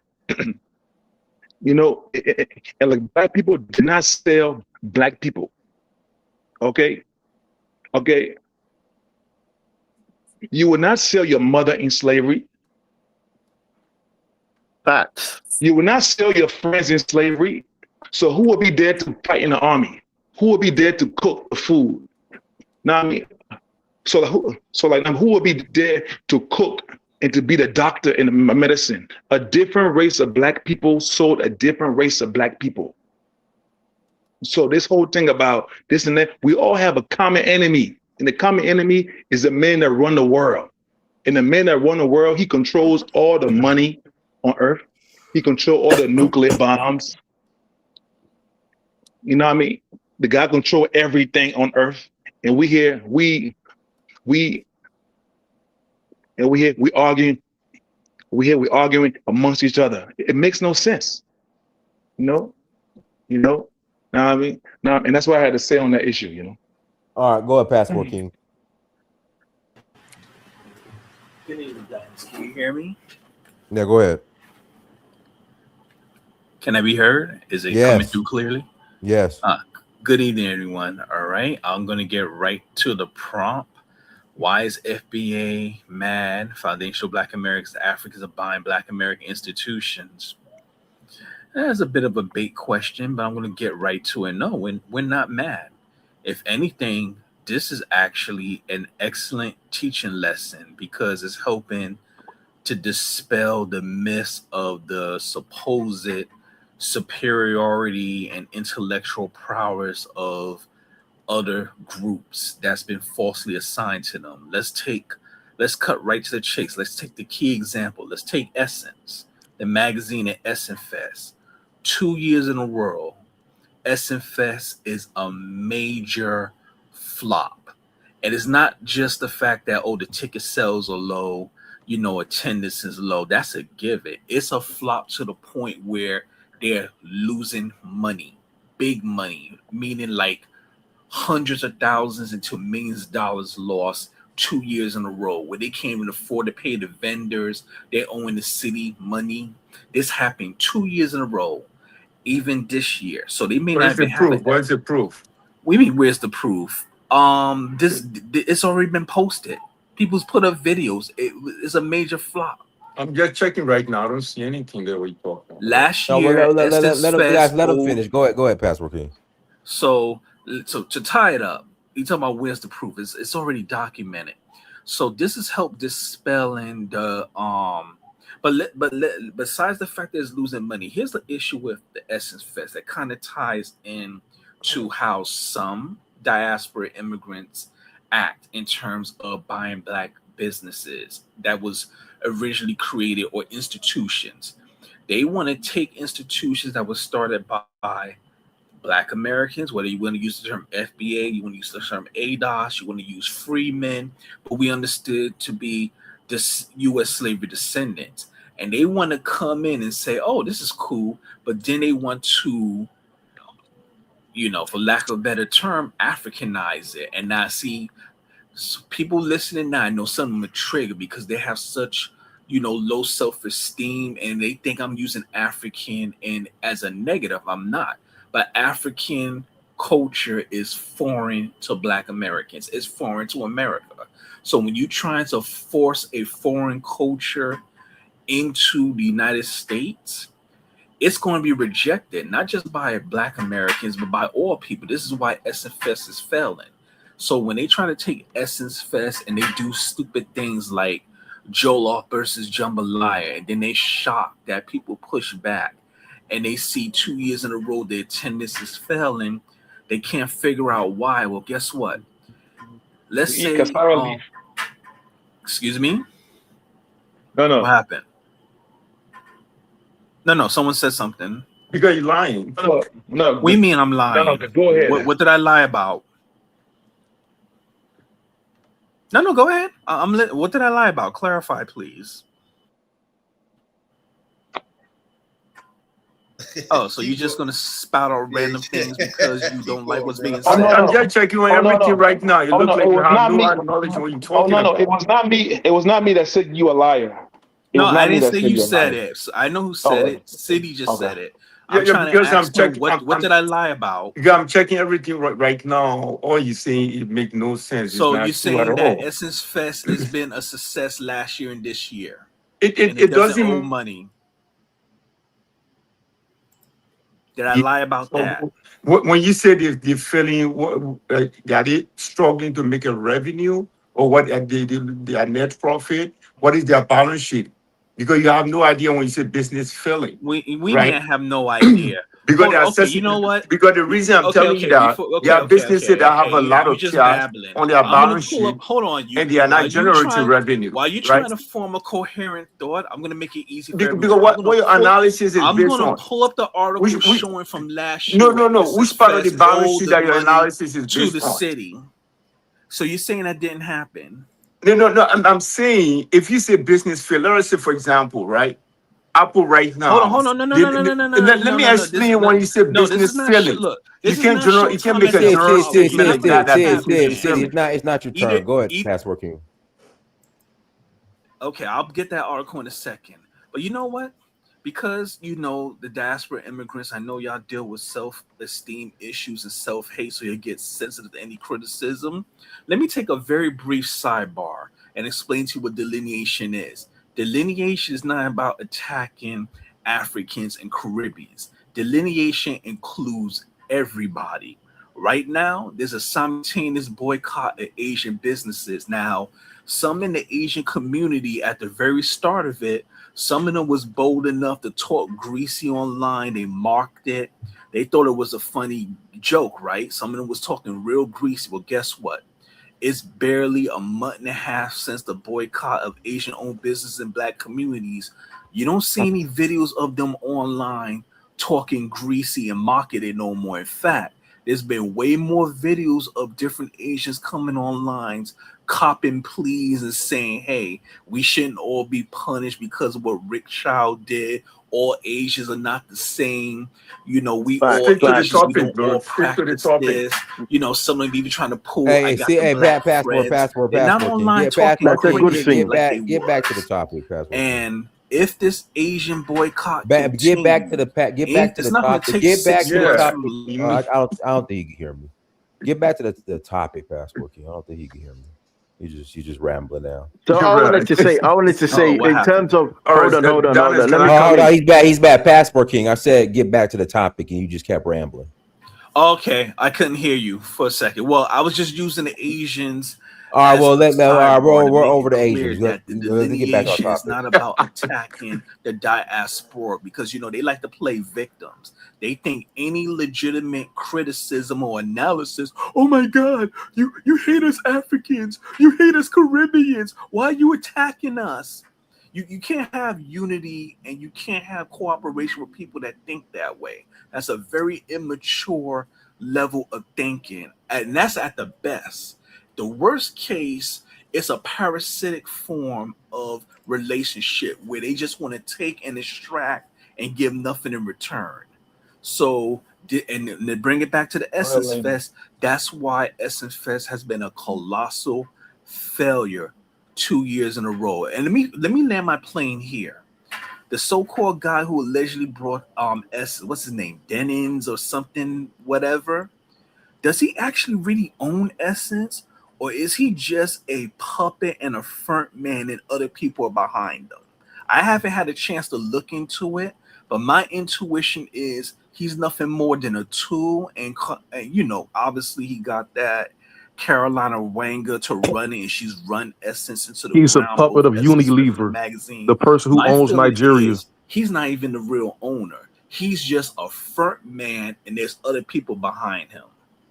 Unilever, the company that owns Africa. To be true, then that raises another very disturbing point that these diaspora immigrants are nothing more than tools of, you know, let's just say anti-black forces who want to see black people destroyed. And I'll land my plane there. Passport Yeah, King. what I have to, what I have to say, what I have to say is what the elites, you see the elites, the black elites in America, What I want to say is that what I've seen is that they've got all this monopoly. You know, if you look at, you know, pick someone like Shaq, pick someone like Mayweather, but what I'm seeing is that they're not doing enough. Do you understand? It's like they like to detach themselves, like from the ground. Do you understand? From the localized blacks. Do you understand? So I think, you know, there's a problem there, because they should have had the monopoly by now. They should have had everything. You know, you got all this NFL, basketball players. You've got all this music industries. You know, that should have been a wrap. You know what I'm saying? That should have been, everything should have been set by now. But what I find is that, you know, they're not doing enough. You know what I'm saying? They should really, and what I see as well is that they like to employ other ethnic groups instead of their own ethnic groups. You know, so I think there's a bit of there's a situation there where, you know, they like to detach themselves, you know, from helping out within the community, within the black community. I don't know. Do you feel like that? Okay, do you feel that's Can I respond to? Respond to that. No. But I'm saying, who controls everything? But no, if you've got wealth, you've got wealth. You can do stuff. Do you understand? It's not like, you know, you've got the money. The money's in your possession. Who controls the wealth? Who controls the wealth? There's a certain group. The wealth is in your hands. Correct, man. Hold on. If the wealth is in your hands, and if you're a real man, you can do what you want. A person said something earlier. A person said something earlier about. Can anybody hear me? A person said something that gave me an epiphany, and it's actually, they say you wouldn't sell your mother. And it made me realize slavery and selling slaves had nothing to do with a person actually owning the person. It was about a power differential. That meant that it was more people pro-selling you than it was people trying to defend you. And the person that sold you say, I'm not going to defend you, and I'm going to hand you over. So I'm looking like, hold on, let me finish what I'm saying. What about the African Americans are buying for $15 million? And you a liar. What I'm saying is this, right? If you look at this power differential between Black Americans and Africans, right? You got 50 million people compared to 1 billion people, right? That's a 1/20th ratio or something like that. And that one small percentage on that ratio differential produce more than a vast amount. So if you look at, if it's a material, you got copper compared to gold. that You are small lying. percentage has more I can hear value me, right? than that billion people. And we was able to overcome white I can hear supremacy me, right? without Queen Elizabeth giving us freedom. We was able to fight and create all of this with this small percentage of people, which shows that we have immense value that the Africans see. And they want to come get We that are the. Yes, you're immense, right. Yes. concentrated value. Because For in us to be reality, able to do what we did with such small numbers, that's yes. amazing. That's incredible. Yes. Okay, Unfathomable. Yes, brother. You got a billion people Yes, brother. and you can't Yes, get it yes. done. I just Go want to Hold ahead. on, brother. respond to In reality, we are the majority. Hold But on. who controls the money? Hold on, brother. We Now, was who literally controls the sold money? as slaves, and we was able to get to this Hold point on. Let me without help respond from to M. Let anybody. me respond to M real quick, Now, right? Because M said do that we control the money people on were. earth? Hold on, brother. Hold on. I want to respond to M real quick. Because M sat here. He said that certain African people were pro slavery. It was more than it was that wasn't. That's why you was able to do it. Because if it was more people that was You're against right. it than it M, was let me for it, finish. it would have Let me been finish what I stopped. gotta say. M, let Like me Amos finish what I Wilson gotta say. said, you had the Well, power to do M, anything. you're just rambling now. Let him respond. Okay, so for example, the Mali Empire had everything called Kurukan Fuga, which pretty much was human rights to every citizen that lived in Mali. But what happened was Mali was so massive. Like for example, you had the Tuaregs, right? The Tuaregs was going around. They were kidnapping people and they was enslaving people, and they were shipping them off. So even when they had that law, they couldn't stop everyone. Just like you have with today. What would we have today, guys? We have human trafficking, right? Can it all be stopped? No. So the same problems that they had back then is the same problems that we have right now. So no, Mali did not participate in that because it was banned. Who mentioned Mali? I'm not going to. You sat here. You said that the whole continent was involved, and that's not true. What I you said. said it was a power differential between You more sat people here and pro-slavery than it was less. There was less people against it than it was for it. That's why I was able to start and continue. You sat here. If it was You more said people that people against were it, they would have pro-slavery. overpowered the No, ones it's that was not. doing it like That they is did in not Liberia. true. That was not. Listen, you have, for It's example, about right? power. No. For example, right? Dynast, can What I did they come do? in? Hold on. Hold on. No, man, Hold on. sec. You got 30 seconds. You got to pass it to city. You just Okay. So hurry let up and me land. respond to him, right? Just like how back then, you had people that were going. Yo, who's talking? Man, sec, man, guys, don't interrupt the man. Sec, you got 45 seconds. I'll pass it to city. Okay. All right. So just like they had back then, that you have, for example, the Europeans that was funding what's his face, certain groups with weapons and stuff. Guess what? The same thing happens today. You know what they call it? It's called proxies. For example, you see what's going on in the AAS?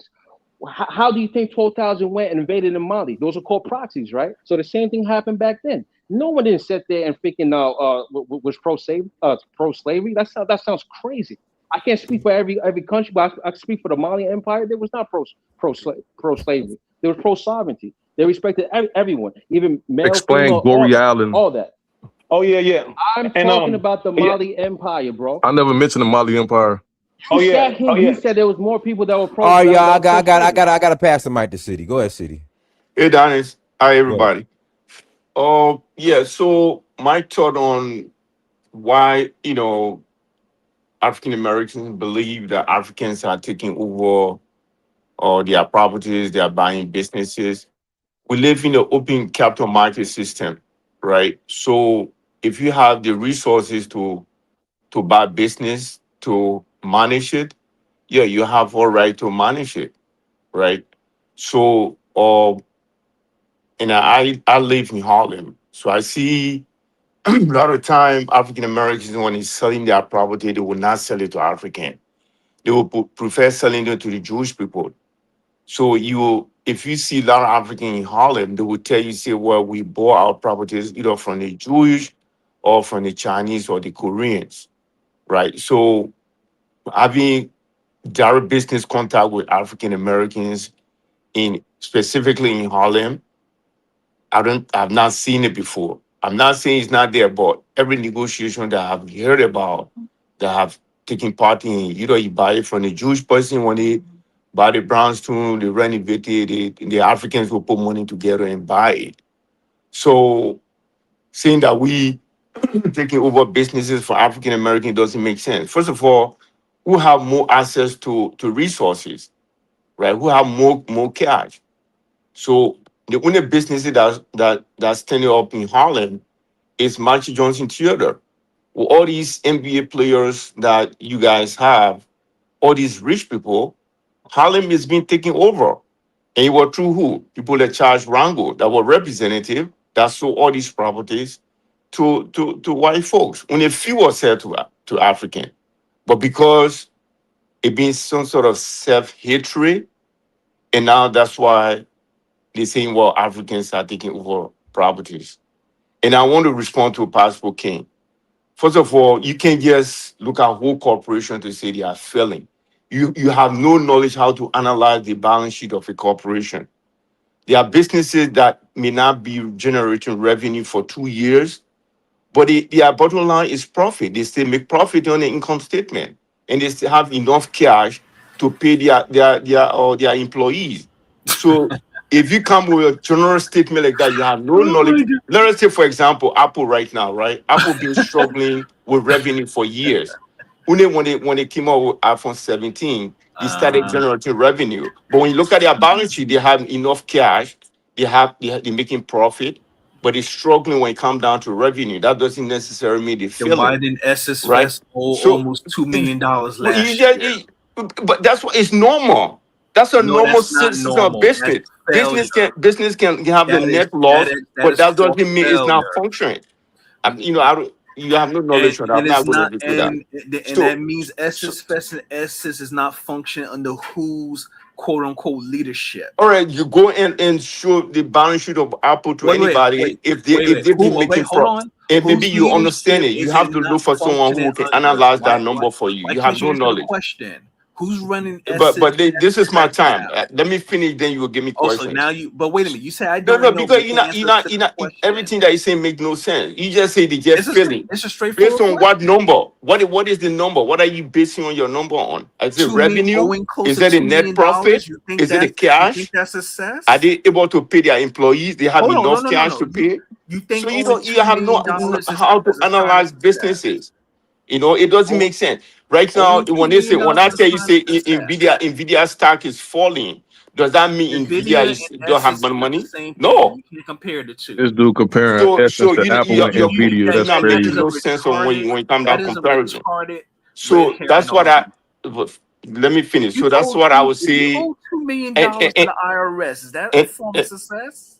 And I believe, listen, man. If you personally owe $2 million to the Dynast, this guy taking all my time. Let me finish, then you can talk. Let me finish my time, then you can talk.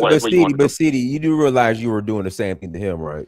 Okay, yeah. So, but now let him give me break. So, I mean, he was interrupting me constantly, and I'm not giving enough time to. Me and I interject the point. So, but I was just responding to what you're saying. It make no sense. If you miss out, just go and meet a CEO and tell the CEO, this business is struggling.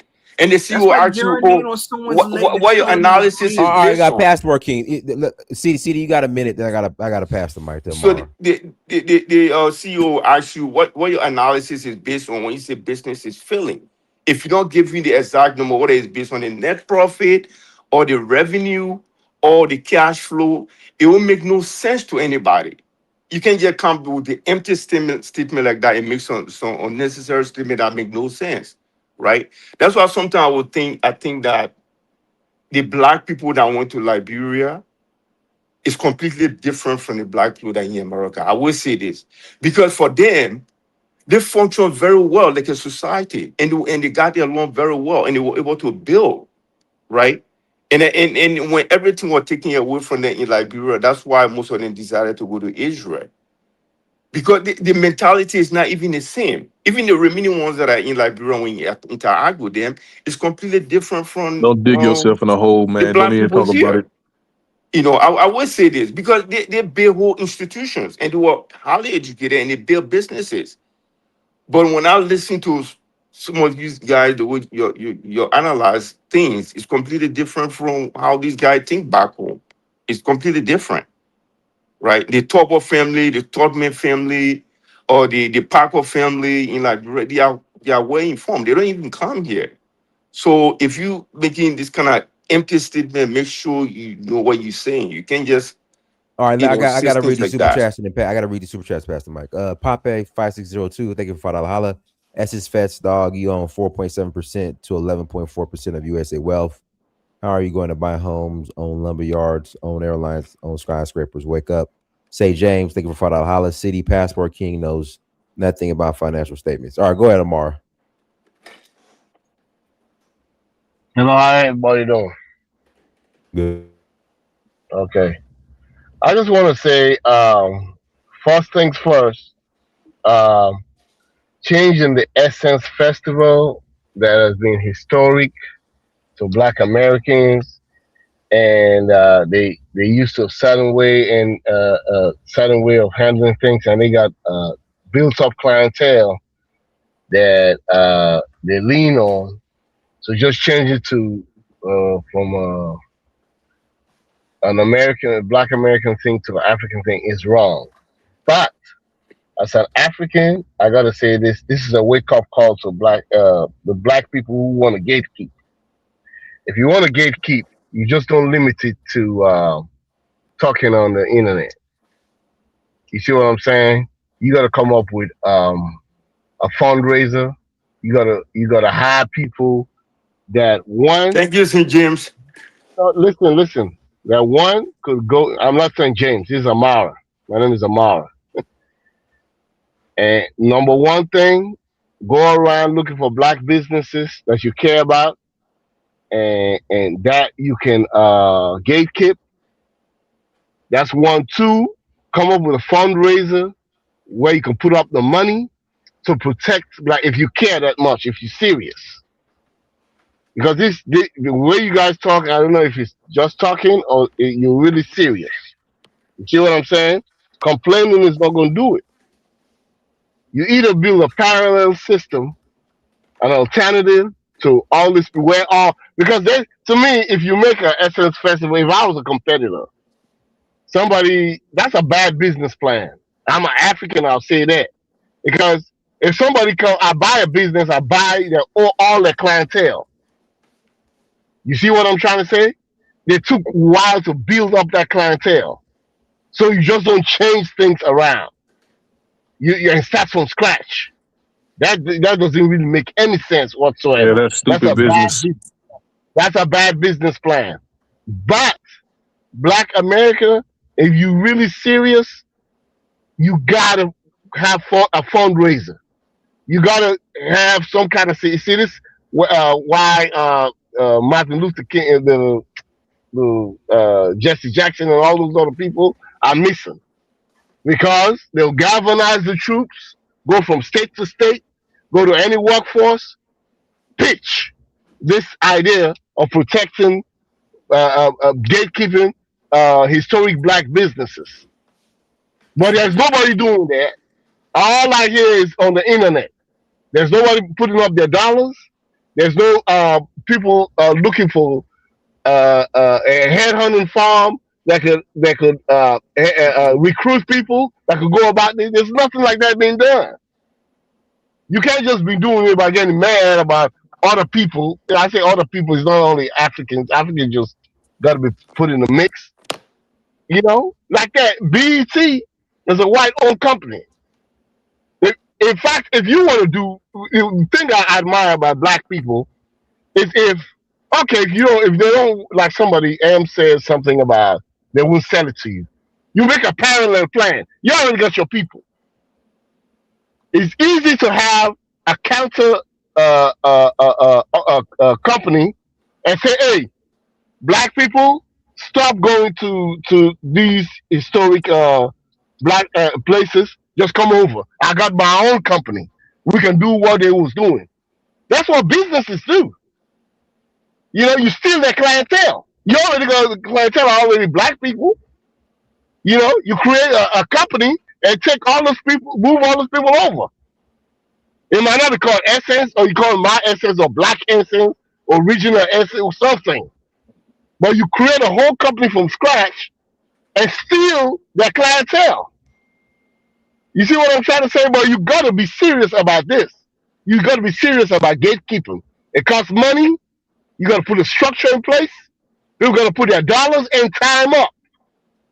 If you're really serious about gatekeeping, that's what it is. It's not an African thing. Just the same thing the African guy seen an opening. Korea, Japanese, white, all those people see an opening. They be like, well, they weak competitors. If I go in, I could grab this. But you got to come up with a counter punch. A counter punch is I'm going to steal all your clientele. I'm going to have a company where we're going to do something similar on the same line. In matter of fact, even the same day you doing your event. Across the street, you rent a building. From your perspective, you don't understand our history and the reason we had an Essence. Right, you don't understand what white people had magazines that wouldn't feature black people. Essence went out of business. Hey, guys,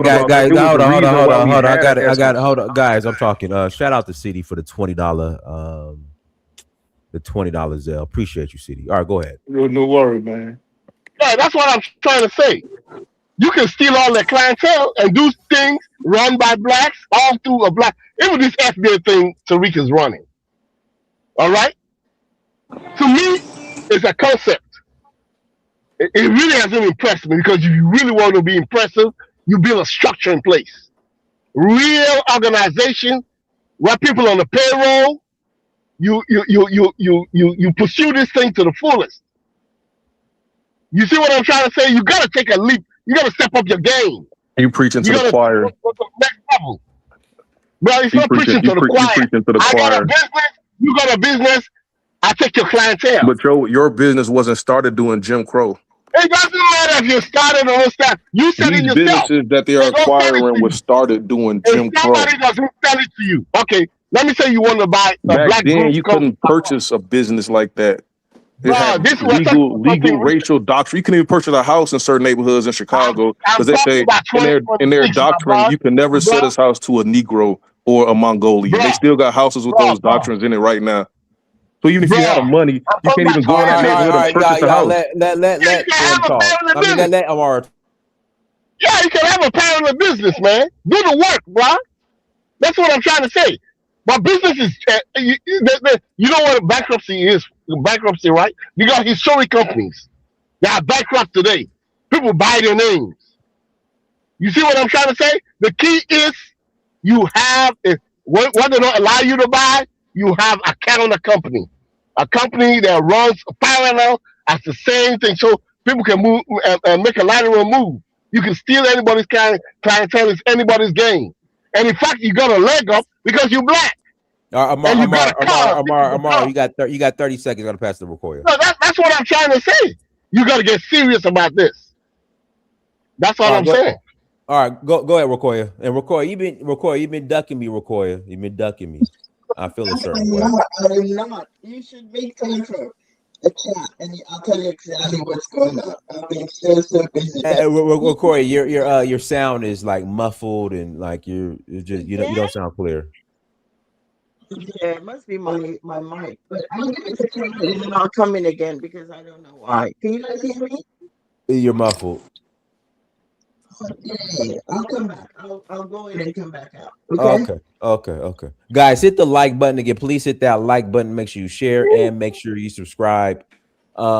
Make sure you go to donfo.africa again. Oh, wrong button. Almost messed that up. Make sure you visit donfo.africa and stream the documentary. All right, go to donfo.africa, click on documentary, and stream the documentary, you guys. Everyone who's watching this, if you have not supported about the documentary, go and buy the documentary. You stream. I got a question about that documentary. Go ahead. So why is the documentary? I purchased the documentary for $10, right? And I tried to log back in, and it's like I didn't know what.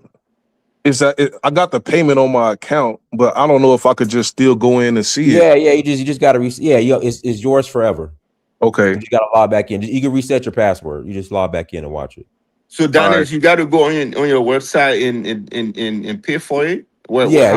So click on documentary, you pay for it there, then you get access to it. You set up a login, you can watch it, log in wherever you're at and watch it. I'll do it right now. We gotta promote you, bro. We gotta promote I appreciate you, it, man. Yep. I appreciate it. Hey, go ahead, George. George still on? Oh, George fell off. Can I say something real quick? Hold on one second. Maya sister, something's wrong with your device. You're not connecting for some reason. It might be your mic, Maya, or it might be your camera. So I don't know, but you're not connecting. All right, go ahead.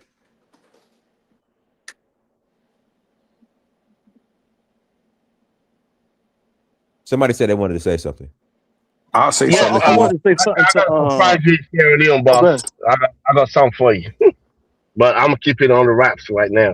I'm working on it. Yeah, but the brother that just spoke, I think Amaro, how is that a bad business proposition when Essence went down? So basically, BET, when it was purchased or whatever, originally from Bob Johnson, it was still a very strong, popular company. Essence was going bankruptcy, which means it was losing popularity. So when he purchased it, he tried to expand the base, keep the similar base, and expand the base to a larger black market, which kind of sort of makes sense. But the way he did it Okay. was bad or whatever. But Okay, let me it ask makes you. sense. Let me ask. What's the core business? The common demographic of Essence is what? Black people, right? Yeah, but he didn't shift from Eh? that. He didn't shift from it. No, well, no, you don't understand what I'm trying to say. He's trying to say What that the did African American market is the primary base, so it was foolish for him to try to because quote they're unquote pushing expand it. African American, Black American products. It's a black that had an appeal. All you need to do is bring in new management, tweak it around, but the concept is the same. You see what But I'm trying it to was say? a defunct. It was a defunct That's company the though. exact reason why it fell, because they tried to change it and Don't pan-Africanize you it. don't change you That's don't the change it. exact Core reason thing. why it fell. It What you shouldn't be just said. changed. He It didn't shouldn't be change it. changed. He just add certain elements to it. What? No, what? It didn't work. If it was experimental, then you go back to the drawing board. Go back to the roots. This doesn't work Yeah, to well, save the yeah, company. that we I get you, agree. but you That's got to why keep it in mind it fell. was a defunct company. So what they were doing before wasn't working because people were losing interest. So you got to keep that in mind. Yeah, but And the same, when you have new management and the African Black Americans and your core people, you tweak and try to gain their attraction back. Whatever were attracted to, you want them to get it back. You got to come up with a plan, and this African plan is not working. You got to find a way. It's deeply rooted in Black Americans themselves. I don't know if they're distracted by social media, because back then when it started, there was no social media. I don't know if social media have taken most of the Black people's attention or something. You got to research this thing, and your core base is still Black people. You got to use Yeah, another vehicle to get to them. That's what I'm they trying to say. they But they definitely don't lose essence. abandoned the That's youth. They didn't really appeal to the youth, so that's probably why they failed. what I'm trying to say. I see demographics change as the Gen X and Gen Z they change. You got to come up with fresh new products that could appeal to them. But the core still is still Black people. It's still Black people. That's why when you bring in new management, you gotta get your people back. Hey, somebody mentioned he tried to appeal to a greater Well, audience. we have a new my fault. We have somebody new on the panel. Maya sisters, go ahead and unmute yourself. Hi, can you hear me? Loud and clear. Go ahead. Okay, well, I just want to keep my comments brief. I am what would be categorized as FBA. And personally, I am not bothered by Africans or African immigrants purchasing Black American institutions. And the reason for that is because, unfortunately, this lies at the fault or at the feet of many of our elected Black leaders. They did not provide the funding for FBAs to purchase many of these institutions. Thank you, sis. Thank you. I don't know if you all are aware of this, but there is a federal program. It's called the Minority Grant Program. The Minority Grant Program provides funding to minorities, which is a problem in its of itself, because anyone these days can be considered a minority if they're non-white. Now, 93% of the federal Minority Grant Program goes to a specific group. Would anyone like to tell me what group 93% White women. white women? Yeah, he beat me to it. Had to be white women. Yeah, Minorities always been a trick bag language, bait and switch. That's nothing new. absolutely. And what have our federal elected leaders done about this? You know, nothing. They have allowed former Speaker Nancy Pelosi to empower and enrich white families, taking our votes at the expense of foundational Black Americans. Now, the last time I was on your show, Dynast, I talked about the buffer group. The buffer, there are numerous buffer groups that whites use. Sometimes the buffer group for low-income Blacks is Hispanics. For middle-class whites, what we're finding, it's the Indians. And then oftentimes the buffer group can be Black immigrants or other immigrants against foundational Black Americans. So it's not, I'm not upset. I am a huge supporter of capitalism, but I just would like to say, and regarding the Essence Festival, Mr. Richelieu, Dennis Richelieu, he made an enormous pig-headed business decision. Anyone who purchases a business knows the first priority is to protect the brand. The brand was providing services to foundational Black Americans. It's not to say he can't grow it, but it could have been done in a different way so he could have retained the brand and public confidence in the company.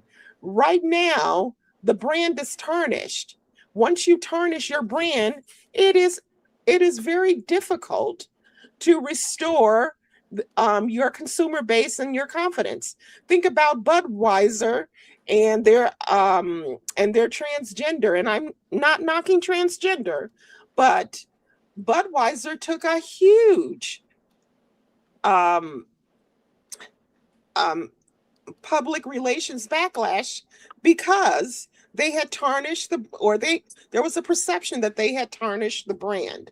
So this is something that I find that many Africans who purchase these historically Black institutions, they want to bring in their African culture, but they have to realize you must preserve the brand and customer loyalty. So so I'll end here, and if anyone wants to comment and I can respond or answer questions. I have a question for you, sis. I just said what you just said. I'm a moderator. I just said what you just said. That's a bad business. May I ask you a question? Some of these individuals, they come from HBCUs and different institutions that are already Black run, right? Why isn't there more African American and African or African American Caribbean partnerships to make a smoother transition? Why is it why is there no accountability for the African American elites to bridge the gap? You know what? I believe there should be. I don't know why that is.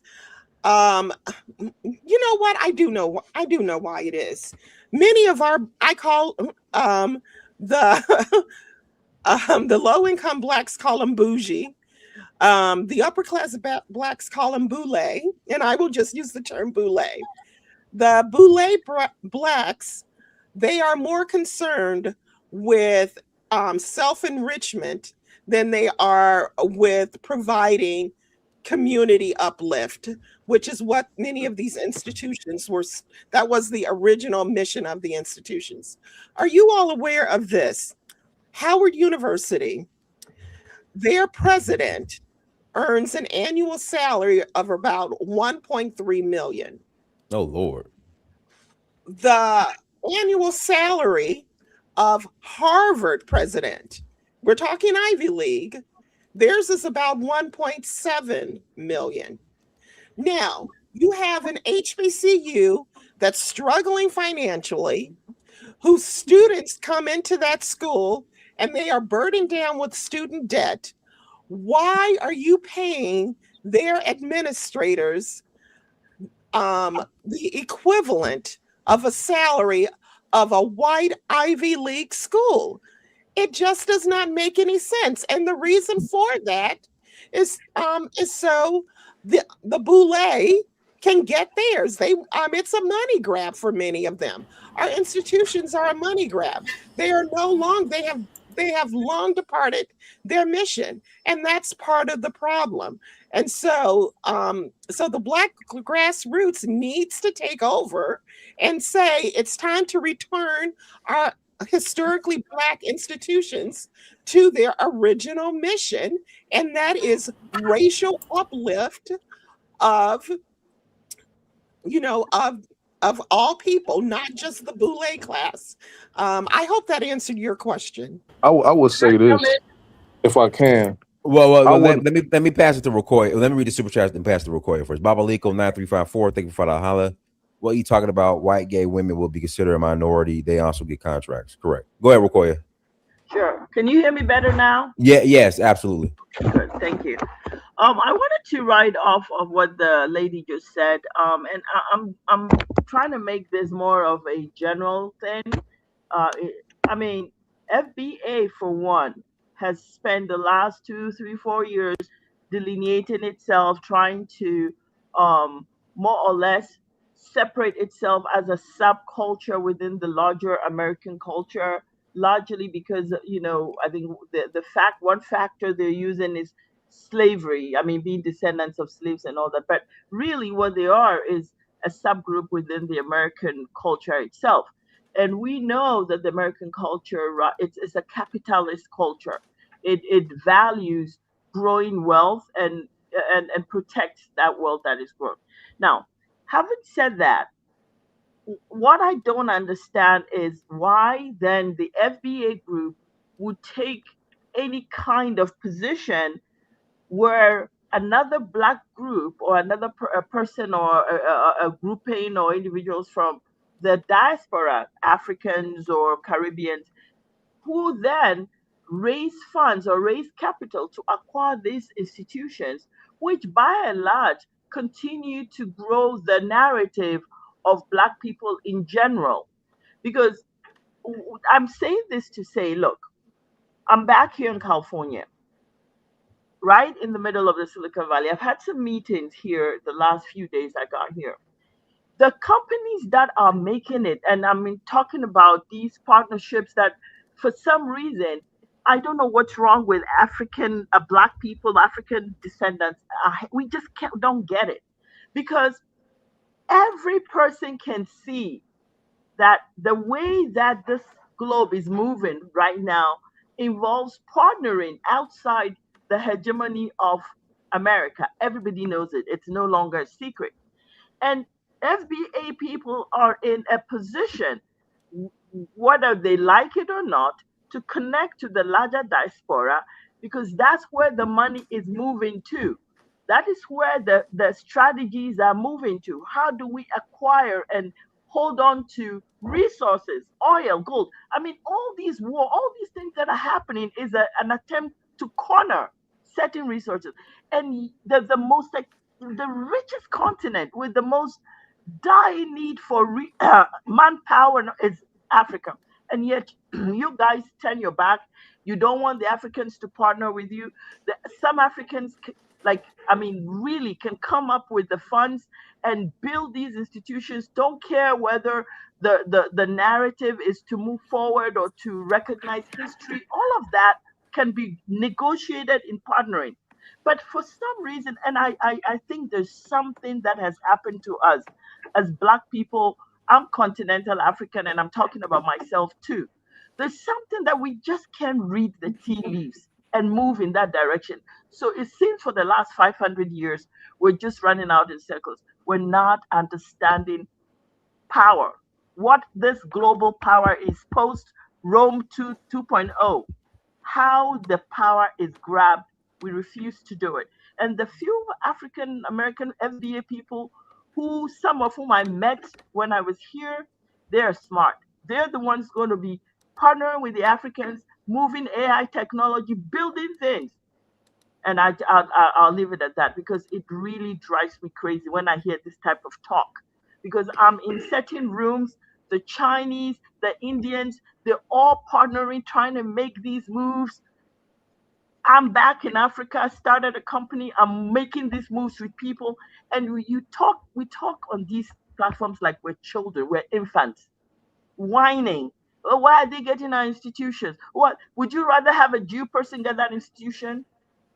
I'll land my boat here. Thank you. Yeah, Dynast. Dynast, can I make I a would say quick this, 30 right? second So reply to FBA, her? the Can I make a quick, FBA, no, before he goes, can I make a quick 30-second reply, Dynast? no, I'm next, guy, please. So I just want I thought me, to. CD, you done talked about 5 times. No, I just came in. That's true, you Please. know. I've been up for a few seconds now. So yeah. So what the lady is saying, FBA is invisible. We don't even. First of all, nobody know about these guys. It's just like Oh, that's 0.00%. lies. Right? That's Nobody know their lies. function. Easily They have debunked. no knowledge on how to create business. First of all, let us take the example, right? If you look at Starbucks right now, right? Starbucks was struggling, but that doesn't necessarily mean that Then they tell they don't have cash, Passport King to right? get back on topic when he talked about the So Chinese. I'm just giving you an example. What Starbucks did, they hired the CEO of AAA, right? And now they are back on track. They are moving up. So if you say a business could not generate a revenue for 2 years and is failing, then you have no knowledge of business. And how many Excuse me. percentage of Hold on. Wait, African stop. businesses Wait, hold are on. failing like that? Wait. Because You you just have want no to knowledge on how to run Wait. This business. your That's all he doing. This is your problem in diaspora. Y'all like the filibuster. Because you Let me have ask no you this question. knowledge. Hold You on. have no knowledge. You No. just This is make relevant. a general This statement is relevant to that what you this just said. business is Hold on. failing, Here's and a even simple. at Hold on. You 1% see, of the you don't entire see. business, you have no This is why I knowledge on know how to you're run talking business. BS, because you just want to babble and you don't want to listen. You want to answer a simple question. You just Because need to start. Hold on. tell me when you say that this business is failing, what your analysis is Okay. based on? Well, okay. Hold on. What is based on? Okay. On CD, which why are you number? so concerned about this business? On which number? Is it based on the Is it revenue? because you're both Is it based on the cash Liberians? flow? Is it based on the profit? When you say business is failing, what is the bottom line? Which part of the balance sheet are you looking at when you say business is failing? Because you have no knowledge. You just hear it from social media and just to take that and come here and talk about something. You don't have no knowledge on how to analyze numbers. So stop making those general statements. Business sometimes they fluctuate in terms of revenue, they fluctuate in terms of profit, they fluctuate in terms of cash flow. They sometimes have to go to bank and furnish their payroll. He's what That doesn't Tariq call necessarily him mean a they're failing professional time because you have waster. no knowledge. That's what he's called. Right. But then you come here and say, well, African bought a business from African American, and now they change the whole culture and it's You're failing. not What do really you mean adding by any failing? insight. You just repeating the same talking No, but points. City's right. Basically, You have no knowledge. we're fresh out of COVID, the jab period. So there was a lot of people sitting home. He already purchased essences around that time. So that's already a Unilever, default you loss, listen. right? Unilever purchased Essence. Richelieu owns nothing. He's just a puppet for Unilever. Look it up. All right, so why do you have more smoke for him who attempt to at least purchase something or look like he purchased something? He's a Than puppet for for black and Unilever, who owns Nigeria for one. By when the way, Jay-Z buy a house Unilever for owns 15 million, hold Nigeria. on. When Jay-Z buy a house for $15 million and don't even live in it, only one time a year he come around and live in it, you don't say nothing. I When want Rick to Ross answer got the a car question. collection for $15 million, Hold on. and I you want to see answer that, the you clap your question hands for that, right? that a So person why don't you have asked. the same kind of smoke for those kind of people Hold on. that you I have want for to answer. Africans and Caribbeans? I want to answer a question that was asked, like why shouldn't they have more coalitions to transition if they do purchase a corporation? They should have some type of partnership with FBA. And a woman asked in I would say a self-deprecating way, like instead of just blaming it on us, like it's the boule. I don't think that's genuine because the college, the HBCUs, then accepted many thousands of Africans over here. Even Osei Duke Jackson video, he said that they actually funded the Africans in places like Tuskegee, Lincoln, who, by the way, educated Kwame Nkrumah. The onus should be on the Africans. They should be looking for coalitions, but they don't. We always been trying to. That's We wrong. done That's wrong. educated most of your world leaders in Chicago. Tinubu from Nigeria went to a black school, a black college, Chicago State. Can I respond to that? Why would I want to partner with someone like African who have no knowledge Exactly. of You want to business? benefit, but you don't want to partner. You want to get the world is a benefits and competitive go place. partner You with the have to white man, understand. like Dennis competitive Richelieu. place. Partner with Unilever. What about the African American elites that stack I mean, their that's our money and business, don't our give a country. damn about your community? It's our country. We $15 can do what we million want to do in our for a whole lot country. of We things can have in elites. Philadelphia, Baltimore. When you come to somebody else's country, you don't get to do what we do. What? Our You don't elites make no can do what sense, they bro. want to do. So You so are you guests. say hold on. See, that's a double standard. So your You black are a elites. guest in our country. We Hold always on, had no. elites. Your black elites could do whatever they like. I said, Yeah, you because guys it's our got the country. no pocket When you watches come and here diamonds for your and you want to own, get in right? where you fit in, y'all do get in where you fit in when you come in our institutions and join our fraternity like Kamala Harris, and then you turn your back on us. Yeah, but what about your elites? What do you about know the what? African It's American They always elites had just got elites. a What you bit of talking about? You got blowing elites money in fast, Africa. buying watches and cars, All these buying little billionaires in islands Africa. or whatever that you don't care about. But the foreign black that come here, This you is not got your country. You come here. binoculars What do watching you them. think you got the same rights that we do in our country? Yeah, you crazy? We could have But told you hold no. on. If you guys We are don't the have to let you majority here. We can and you just tell guys you got the no most connections, if you guys got the most because it's our institutions and y'all country. not using them, then you're a contradiction, bro. We've been acquiescing to your people and letting y'all get You're a opportunities that we contradiction. You should saying have been that your giving to elites our shouldn't own serve people. you. That's what you basically saying. And Anybody now can be you're giving us American. your It's ass to kiss. not even something to boast of that you're CD, American. you It's not something joined to boast of. a black organization called Black Engineers, and you got your job because of that. And now you talking I'm greasy about black people, the same people that got you your first job. But what I told you was it was You have made no for appreciation. minority, You didn't get no. right? There's no black So engineer organization in Liberia. You came to America and joined our organization. No, accounting. My fault. Not engineering. Accounting. Black Association of Black Accountants that you joined. your organization is hired by Chinese, and they all call themselves minorities. So It's a why you black want to go after organization them? of black accountants that you joined. It's That you held by said, Chinese. It's and you dominated by benefited. Chinese and Japanese. I So mean, you they want to could come join. after We let Africa? people join our organizations. That's our problem. We should be gatekeeping more. We don't gatekeep. The lady said we do. Our black, the boule allow blacks in our fraternities. How you think Kamala Harris is AKA? All right, so what's the agenda though? You keep skipping over that fact. And what Brother agenda? George was saying earlier Or whatever is our that agenda in is got nothing to do with a 1950, foreign African. 1930, 1920, when foreign blacks came here, there was a black American agenda. What is the In the 2026? 1950s. The What Black is the American agenda 2026 was Black to American end agenda, Jim bro? Crow, and we accomplished that. We No, accomplished what's ended Jim 2026 Crow Black segregation. American What you agenda? talking about? Our other agenda was to end slavery. What have you No, accomplished? 2026. We're talking 2026. What is the 2026 Black American agenda? There was one back Delineation, then. delineation. We separating from all of the parasites who haven't contributed nothing. That's what O.J.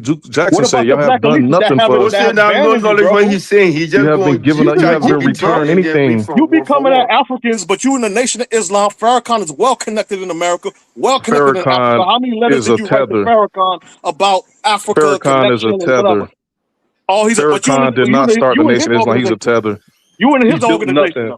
Look, Farrakhan built nothing in Chicago. When He Elijah destroyed all of Muhammad's what son, Elijah Muhammad built. when Elijah Muhammad's son tear down the Nation of Islam, it's Farrakhan who built that shit back up and silenced It's not Muhammad. built back up. Where are the temples at? We had temples in every John state. Where they Muhammad. at? What? Where the That temples was at? Farrakhan's son who broke Where that the shit down. What you architectural talking about? firms that Farrakhan sold the airport? He Farrakhan, sold FBA, the tear that airplanes. shit down and went to the Arabs. What you Farrakhan talking about? sold all of the restaurants. He Farrakhan. sold all of the grocery stores to Arabs. That was Elijah Muhammad's son. Farrakhan did that. But then who you Farrakhan did ever that. talk everybody against everybody? Who you really CD, favor what them? have you I given don't back? understand. What have you given back to the people who helped you? know, What have you given back? You talk against everybody, you know. I don't understand all I this. have to say, there is there's Black Americans, there's FBAs on the continent prospering, doing well with their own money. We have to come with 500,000 to Ghana. You give us nothing. Like, where is the land that you have given? Israel gave us more land than Africa. Let me finish. Yeah, both sides. Yeah, both sides, vice versa. Yeah, on the continent prospering. O'Shea Jackson is one of them. Yeah, and the world is with his own money. Look. The world, no. Like, there's revenue. Yeah, when you go into business, the revenue comes from where you're at. So he's He generating said he gets most of his revenue. money from his American viewers, his But American he's still followers. generating revenue, though, isn't I was he? going He's to say still this earlier, as far as essence and trying to appeal to African and a continent. $1 American dollar is worth estimated between 1,300 and 1,600 no, nairas. So that means if you one got your Essence pattern, magazine will if you cost them got your pattern 100,000 correct, nairas. yeah, They and you cannot got your afford business our well products. established, you can make a lot of money and you can Africa flourish. can't afford our products. You can do better than people overseas. Yeah, people That overseas in the dollar over States. there is so weak because they stole $600 billion. It That's would changing. be That irrelevant to is try to changing. Do market you understand? American But product to what I'm trying to say Nigeria. to you, there's Africans on a continent doing I don't well want to hog up the in time, bro. America, and there is Americans, yeah, who have established, yeah, on the continent, Look, you don't have to doing be well here. as well. So all You this that don't you're have to be saying. here. This is not your country. Guys. I gotta read the super chat. I gotta read this. I have to read the super chats. Let's see here. My bad, guys. I had to step away and make Masters dinner. Let's see here. Joshua Stevenson, thank you for the 1334 holla. Thank you for the 999 holla. Why are people blaming Africans instead of blaming the original Black American owners who are less than concerned with preserving the integrity of essence for Black Americans? Haitian Moore, thank you for $2 holla. The majority of Blacks are socialist communists. KJ6998, thank you for $1.99 holla. 85% of FBA do not care about conducting business. Summer, none other baddie, thank you for $2 holla. FBAs aren't bringing any tech to Africa, laughable. Babaliko 9354, thank you for $10 holla. The white Indian and the Chinese go work with Africans. FBA is all about division. So how can anybody work with them? All I hear from FBA is division. Babaliko 9354, thank you for $10 holla. The white Indian Chinese go work with Africans. FBA is all about division. So how can anybody work with them? All I hear from FBA is division. Joshua Stevenson 1334, thank you for $4.99 holla. FBA as usual just want to find an excuse to be xenophobic to Africans when they should be blaming their leaders who clearly don't care about us. Babaliko 9354, thank you for $5 holla. O'Shea lives in Uganda, enjoying that beautiful Uganda weather, beautiful Ugandan woman. And so what are you talking about? Okay.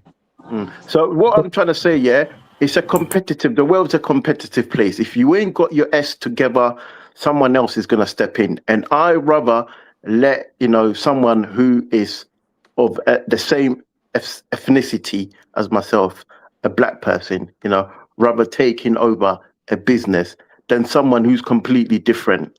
Do you understand? So at the end of the day, at least, you can at least have some type of common ground. At least if it's a Black person, you can have some type of common ground. So it's a competitive world. That's the way it is. That's the bottom line. You have to have your shit together. That's it. Dynast, can I chime in real I'm gonna quick? ask one question to M. Let me ask a question, M, please. Go ahead. M, what considering that what everybody's talking about, and what plans do you think you can pioneer? I mean, as far as like galvanizing people, fundraising, and do whatever you need to do to gatekeep Black institutions. What are you doing? Hello? M? Oh, he's gone. He left. Okay. M is gone. Okay, to the lady. Also M to the want lady. free stuff. He wants free stuff. No, hold on, CD. Let me ask the lady, the other FBA lady. Besides the government leaning on Black politicians to pioneer gatekeeping for Black institutions, what are you doing, or what are other people doing to come up with an independent structure that could go out and purchase these institutions, fundraise? They can fundraise if every Black person is so concerned about the institution. The sky's the limit. You can pitch with people, and they can come up with a subscription plan where you can galvanize those funding towards putting in a bid anytime a black institution is about to go under, you know? So what are you doing towards that? Are you directing your question to me? Yeah, to you, yes. Okay. All right. Personally. Yeah, there's a couple of problems. Number one, our boule, they're just not putting in the effort to try and Can you make give us. me a definition of a boule? Oh, I'm an African. I'm an African. Is there that went to school? Am okay. I the one you're referring to? In America, particularly foundational Black American, these are our elite members of society. These are typically our upper crust. Martin Luther King would be considered boule. There are organizations that cater to the upper class, such as the Jack and Jill organizations. So just like whites have their exclusive organizations that, you know, or their country clubs, whatever you want to call it, that keep out the commoners. Foundational Black Americans have organizations that seek to retain what they call a particular elite culture. Does that answer your question? No, because what I live in America. I was born in America. I grew up in Africa. Came back. What I'm trying to say is, these elite people that have so much resources. They do. They're individuals too. They're not. Just because they're black does not mean they can part away with their wealth or resources for a cause they don't like, or they don't think helping a community is their thing. You know. So besides leaning on, Amar, did you ask Maya a question? Yeah, no, that's what I'm trying to ask. Well, you got. Are you? Hold on, Maya. Are you done responding? No, I'm just asking. Okay. Well, you got. Well, Amar, you got to let her finish. Okay. Go ahead. Okay. Go ahead, Amara. Go ahead and finish. Yeah, I'm asking you individually. What are your efforts individually as you, as a person? Okay, you're well spoken. You could gather crowds. You could galvanize people. You can fundraise. What are you doing individually as a person towards this cause? Okay. Now, as an individual, I can network with other people. I can write. Okay, here's the problem, Amara, that I don't think you're understanding. The reason why foundational Black American or historically Black, the reason why historically Black institutions are so unstable right now has a lot to do with white interference. Are you aware that in order for many of these HBCUs and other Black institutions, in order for them to receive funding from the federal government, that they have to diversify their boards and their committees? And so that is one particular issue. Now, some of you will say, well, why are you taking federal money? We're U.S. citizens. Why the hell not? Should we not take federal money? Okay, so that's a huge part of the problem. The other part of the problem is our Black political leaders, they have not been forward thinking in terms of this new economy.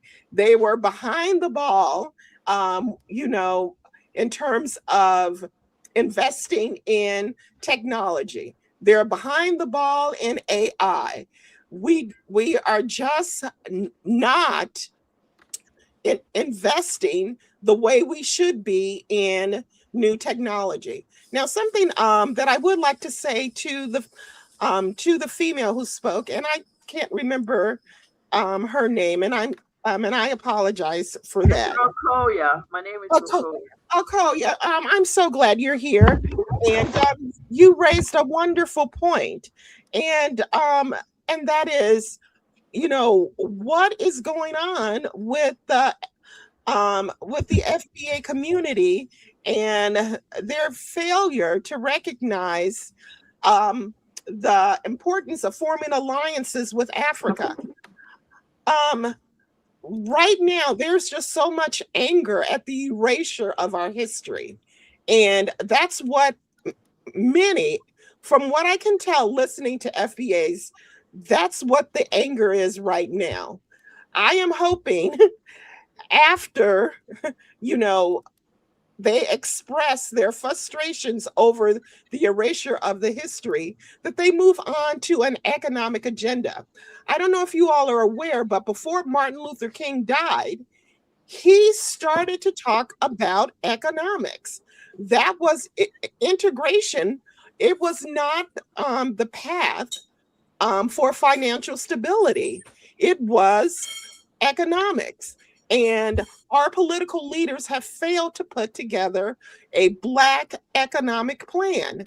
And I believe that the way to accomplish that is, as she said, is to form those coalitions with Africa. And okay, here is the problem. Right now, there's a perception by many FBAs, based upon the news reports, documentaries, what they're seeing on YouTube, that Africa is too chaotic to invest. And it is up to Africa to improve their public image. And so I don't want to be critical or judgmental, but that is the biggest hurdle for Africa in terms of FBA investing. That is the concern, that it's just too chaotic. It is just a lawless if I can interject, see the issue I have with that statement, like you have a point, but the people who will control the image and put the images out there, they're investing in Africa heavily. That's just the problem. That's just the problem I have with that. With the that. key thing, Dynast. Absolutely. And I wanted to add also, Dynast, can I add? Hold on. Rokoya is talking. And Maya and Rokoya are talking. What I wanted to add to what the lady was saying is that, like, it's one thing going on to social media and sort of looking at how the algorithms depict a certain image, not only for African FBA, but even the FBA to Africa. We also get the same thing. But what I'm saying is, we need strategic thinkers and ambitious people. And I think that what I know of what's happening in the FBA movement right now, they are failing in that sense. They are focusing on, I hate to say this because I'm not an FBA person, but I've lived long enough in the US to know. I've been here so many years, more than I've lived in Africa. But the thing is, listen, when you are serious about understanding the global economy, serious about moving people, then you also have to look at trends. I always tell people this and they laugh. I said, look, I look at what old white men are doing, and that's what I do.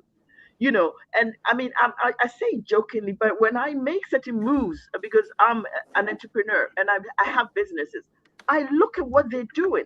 They might be saying one thing, but if you're strategic, you don't listen so much to what they say. You look at their actions, and all the actions are building alliances, going. I mean, I don't want to name names, but I was recently just in a space in which this big AI companies are over in Ghana, Nigeria, Benin, trying to pitch their business modules, their data acquisition models in Africa. And I look in the team, there's no one FBA person sitting in there. When we, the people listening, we want to see Black people in those groups talking to us. You understand? But they won't come in there and talk and try to, find links within the African politicians who are sitting there, they want to be on YouTube talking about you're a theta, you're this, you're that. And it sounds to me like, I mean, like we're so, I don't know. I mean, we just lack strategic thinking. And I mean, I see the same about Africans too, and not those that I deal with, but in general.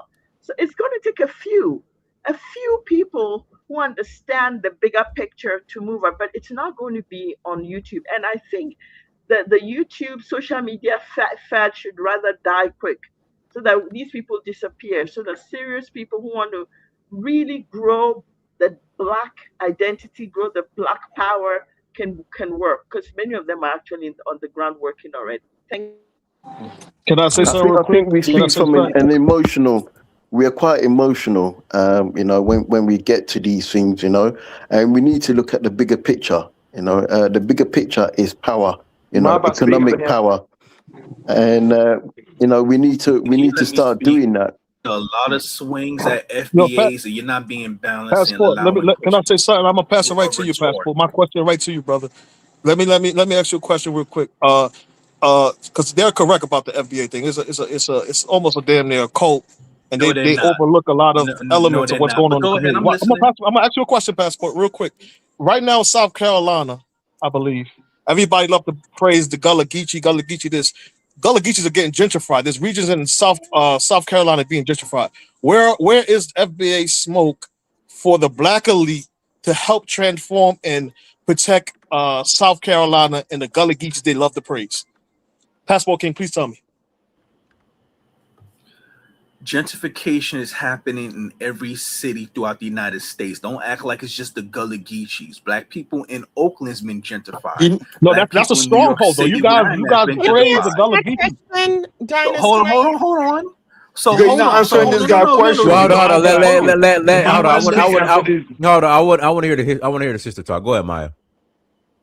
Okay, in terms of the Gullah Geechee in South Carolina, their congressional congressman is James Clyburn. Oh Lord. Okay, and if you're not familiar with him, he has done nothing, absolutely nothing for and they're primarily foundational Black Americans, his constituents. Now, I'm going to say something, and you all may disagree, or you may be surprised by it. When the Supreme Court outlawed minority majority districts, in my opinion, that was the best thing that could happen for foundational Black Americans. Because Actually, I agree, and I know where you're going with this. Okay. You have no knowledge of what she's talking break that about. down? Man, let her finish. Go ahead. Okay. Dynast, are you familiar with minority majority districts, and would you like to inform your callers? No, you probably could articulate it better than me. I just know when the Supreme Court, I guess, ruled against it, people were saying, I just know here came, Black folks can't vote. Black folks can't vote. That's all I heard. So I'm gonna let you. The black folks can't vote. They taking us back to the 1800s. Oh Lord, that's all I heard. So only morons said I'll that. let you articulate it. Go ahead, Maya. Oh, I think you pretty much summed up some of the fears. But if you'll notice, the people who are making the loudest noise about the elimination of these congressional seats, they're not the grassroots Blacks. They are our Boule, because they have not lived up to the promises of their office, and that is to improve the lot of the conditions of their residents. Now, there's I think why the FBA movement is so interesting is because, and I am FBA, and there are people who are Black nationalists, there are people who are xenophobic, and then there are people like me who are FBA who want to retain our historical and cultural heritage, where we do not have any animosity or animus towards towards African immigrants or people from Africa. We just want to restore our cultural and historical heritage. Now, I don't know. There's a lot going on the ground because of all of these Supreme Court decisions. And the issue here right now, to explain the Gullah Geechee, James Clyburn has continuously been reelected for close to 20 to 30 years in that seat. It has a lot to do with the FBA baby boomers. They just love Jim Clyburn. He is getting older. That seat is going to turn over. And right now, that seat was protected. But we don't know what's going to happen in the future. And a lot of these congressional a lot of these seats, you're going to have blacks. They're going to be sitting and they're going to ask themselves, I want my voice heard. Do I continue to vote or just throw my vote away with the Democratic Party, or do I vote Republican? And I'm going to say there are going to be some blacks who are going to say, damn it, I'm voting Republican. Now, and that is what's going on right now in the FBA community. You all are witnessing a political shift. The Democrats know they can no longer count on 90% of the black vote, but they need close to 90% of the black vote to win national office. So I don't have a crystal ball. I don't know what's going on, but there is a political realignment occurring for foundational Black Americans, and it is a backlash in part for their failure to preserve our historical institutions. And Can I ask you, Miss? I have a quick question. Okay. Hold on. No. It's TT. Go ahead, TT. Okay. Yes. Okay. Like me, I speak from a Bible concept. Okay, that's who I am. And the scripture says, God told the Israelites 3,000 years ago that if you do my commandments, I will put you on top of the world. If you don't, in the future, I will put curses on you. I will send your enemies to come and put you in slavery. The enemies are going to rule the world. You're going to be in last place. Nobody's going to save you until Christ himself comes. He's never coming back, but go ahead. Yeah, we got it. We got it now, right there, man. He's not coming, bro. Yeah, you goddamn. If you think a guy named Jesus is coming to save the black race, we in trouble. Coming back, man. They ain't coming back. Go ahead and finish, TT. Go ahead. Christ was nailed to a No, guys, let TT finish. Go ahead, TT. Go ahead and finish. You ain't coming back, bro. Hold on, bro. I can bet my life and my bloodline that he said nobody's gonna save you. Huh? Can we take the religion out of this, bro? No, because everything goes back to the Bible. That's why you don't understand. We don't want to talk about because food. I don't want to turn this into a religious debate. We got let's take religion out of this. That's too depressing, bro. Bible was used to rationalize. No, slavery. Just let me Slavery is also in the Just Bible. let me speak. Nah, bro. Just let me We're speak. not Let me using say my the opinion. Bible. Nah, we're not. No, because this is gonna turn to a religious debate. I just don't want to Yeah. go. I don't. We did that yesterday somewhat. We're not doing that tonight. We gotta leave Jesus. Leave Jesus out of this. Go ahead.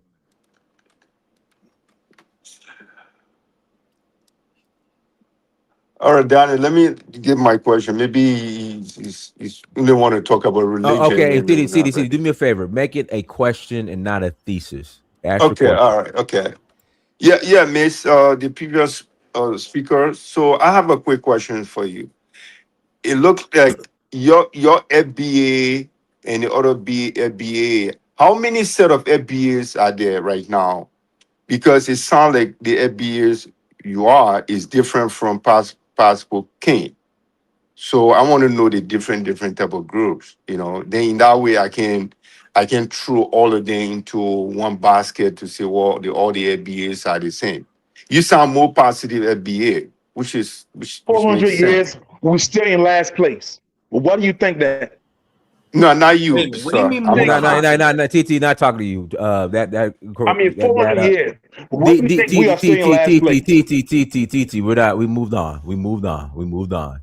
Go No, ahead, Maya, if you want to respond. Yeah, please. no. Okay. I'm telling you the reason why we are Okay, where we at. we got to move on. Go ahead, Miss Maya. Okay. Is it Sid? Was he the one? Yes. Okay. Yes.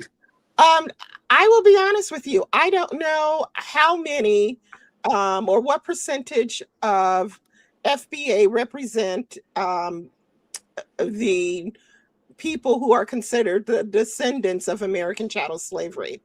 Okay. I can't answer your question. I don't know. Okay. But what do you have different name for your group, or you guys are classified to be FBAs? Well, there are different classifications. Right Okay. now, the term FBA is very popular. Mhm. Before that, it was ADOS, American Descendants of Slaves. At one point, it was descendants of the um, um, civil rights or the antebellum movement. So there have been different name variations over the years. So there has been attempt to preserve the culture and the heritage of American of descendants of American chattel slavery. So, but I don't know what percentage of Blacks identify as FBA. I can't answer that question. So your ideology is different from. I gotta read these super chats. Ms. Z Okay. 2023, thank you for that. Holla. Black African immigrants account for approximately 0.7 to 0.8% of the total U.S. population. Should indigenous Black Americans care about these folks? No, they shouldn't, and that's why the focus is on Black immigrants is crazy to me. It's crazy. Babaliko 9354, thank you for $10 holla. Ms. Z, you're right. Don't care what 0.8% do. Just do your thing, and this is why nothing is done because of this foolish statement foolery. Yeah, I guess I don't know. All So right, so hold your on. ideology is. I gotta pass the mic to Invisible Man. Go ahead, All right. Invisible Man.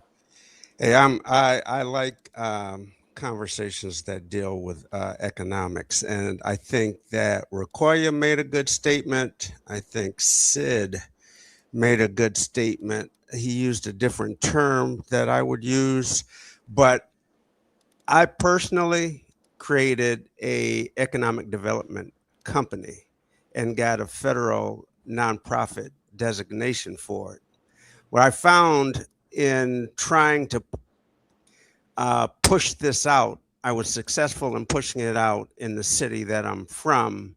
I didn't get any credit for it, and part of that reason is because of what we do in our conversations, is that we divide up into groups, and if our group doesn't get the recognition, nobody's going to get the recognition, and that stops any conversation that might be good for the whole from even going any further. When I say that, I'm specifically speaking about sometimes Democrat and Republican, because they remind me of nothing more than gang mentality, in that we're going to fight because of our colors and nothing else. And what you have to say, regardless of if it can help my my group, I'm not going to accept it because it wasn't put up by one of my people. So when I proposed it, and I proposed this to a guy that I grew up with, he took it to the mayor adopted it in another form. But what Requoya says, so that's just my little frustration in trying to get my economic development corporation accepted, because it divided the city down into groups of economic geographic areas in which I saw money could be made by specific neighborhoods. And so what Requoya said, and I think what Sid said, was to form those group economic developments that they could take in money and sort of act as investment seed money type action. And then they could go along, they could buy real estate, they could invest in startup companies. If your nephew has a good idea and he's making some money along the way, and you see that could be something that could pop, then you could invest in that, right?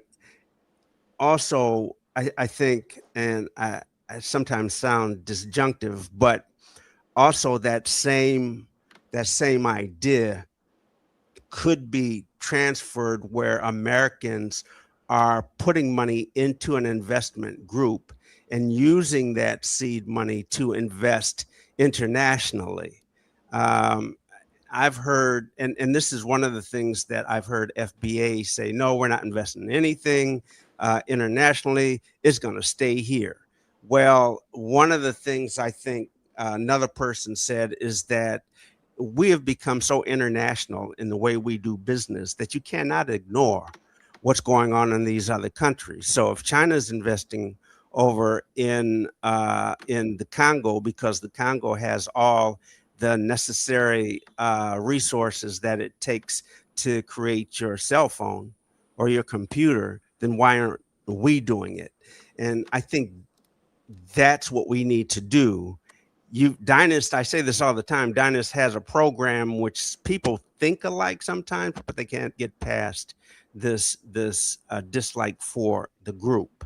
And so I just think that's where we are. If we could say to ourselves, we have this overall goal. We may disagree on other issues, but our overall goal is to accomplish this economic goal. And we can set aside our differences to reach that goal and still pursue our differences in other avenues, as long as we are going for this one strategic goal. Then we can get to economic power. And economic power is real political power once we get to that point. And so, yes, there is a bit of Pan-Africanism in there that we can adopt. Yes, there is some being nationalistic FBA type thing that we can adopt. And if we get past those things and say, this is our goal, then we'll get there. But I don't see us, I'm sorry to say, I don't see us getting there because of the conversations that we have, like we're having tonight. There's just too much. There's just too many people that have to be, they have to win. They have to be the chief. And there's, I don't want to say hate, but there's dislike going on that prevents people from coming together and accomplishing that shared goal. Well, that's just 0%. You know, when you look at the percentage why, and most of these guys that bring all this negativity, they have nothing to show, they have no achievement. So they will discourage other people from doing what they want. The FBA with no You know? pushback. It's been going on for over an hour now. What'd you say, Passport King? Now, I was asking Don, is he going to keep allowing these shots to be taken at FBAs with no pushback? Because City was saying some crazy stuff earlier. Now, I already proven and dropped the information in the back Well, chat. let me ask this, Passport King. Can I Yes. ask you this? Would you like to see FBA become a powerful economic force? Who wouldn't? Okay, so That's hold not on, a hold on, trick hold question. on, That's hold the on, answer is yes. hold on. Yes. So, Dynast, would you like to see Pan-Africans become a dynamic economic force? I like to see Black people globally become a dynamic economic force. But I ask because you say you're Pan-African. Right, but So but that's part of being Pan-African. I want all Black people globally. Okay, so gift of God. I've not seen you on here. Would you like to see Africans become an economic force? I want to see all blacks, become an economic force. So the answer to the question then is yes. In the people that have different ideas and some different beliefs on the panel. So you got one goal that you need to fight for. Then can you sit in a room and say this one goal is where we need to get to?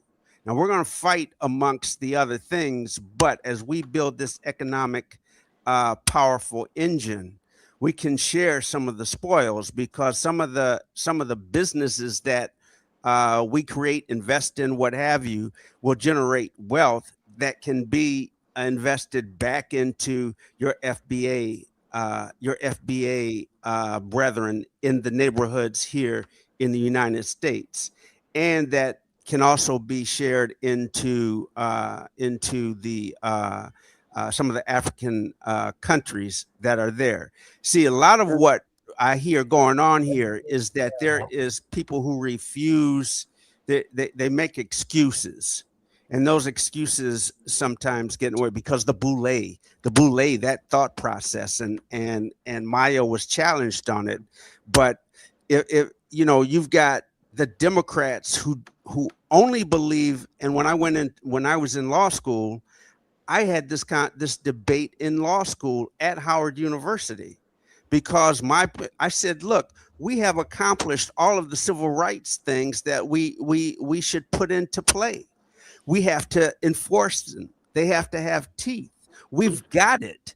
But if we don't also build along a track that builds business, then we're continually going to be at this level of civil rights. And now look at where we are. We had all that time between the 60s and now to that we had civil rights and we were powerful, and we never built up our economic power. And now the civil rights, some of it is being stripped, and we're crying about the same thing that we cried about in the 70s and 80s. Very true. Very true. Information man, Amir here. I just want to say something that in 2026, people think individually. Yes. They might have the same complaints, FBA, Pan-Africanists, Africans, whatever. The bottom line is, today everybody thinks as an individual. Mm-hmm. That era of everybody putting everything together, that was in the years past. So it's a new, fresh set of generation, a new set of people thinking, but the problems don't go away. So it's hard. People, when you look at investing, people don't invest in their communities. Africans don't invest in anything back home, outside of remittances. And even if they invest in Africa, it's something to benefit them individually. The only person an African person help is their family. And over here in America, black people and Africans can't even have a roommate to share bills to start off with. This communal thinking, and it's a mismatch with today's reality. Right. You Right. know, So I agree so with you. I agree with you in that, and that is something that we have to get over it. And I am guilty of it, having gone down this path and saying, all right, fine, I'm not going to do this, trying to build an investment group where I take, $100 a month from investors and I get 100, 200, 500 investors. That becomes a pool over a year's time of $100 a month to $500,000, right? Into which you can make these investments. What you are saying is absolutely true. And that's what I found, right? And that's the frustrating part about it. So what it will take is somebody that has become successful, then everybody wants to jump on their coattails. But that's escapism on my part. If I don't, then if I refuse to try to push the group economic, because the group economic is not necessarily communism or communalism. It's more of an investment vehicle to build wealth. And I think that's where it could be. the one thing I point out, there's trust issues. That's why Yes. today, Yeah. black-owned businesses or African business, whatever the case is, America, black-owned businesses. Let me just put that per se on top. When but I Amara, moved here, I moved back here when I was 18. Let me explain this. Why I fell in love with Black America back then, because you have all these people, for anything you want to do, they had black companies. And we had this referral program where you bring in other people in, black dentists, black doctors. You make sure everything was lined up black. right. But everybody's so selfish, and there are people who, when I mean selfish, two ways. There are people who got over, did not provide the services, and try to think they slick, and they to end up getting a bad reputation, to the point that the good black people that could do business can't survive. People go to Food Lion or Walmart.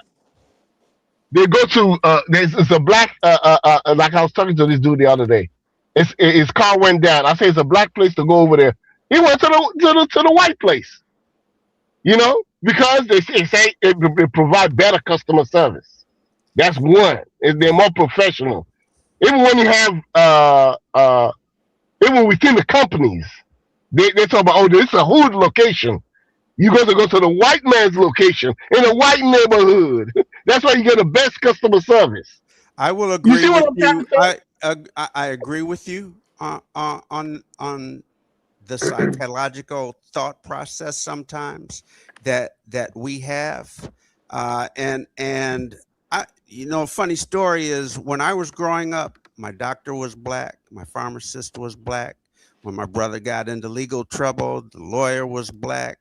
Went to a black judge. When I got to law school, now I'm from Detroit, so that's a different setting, right?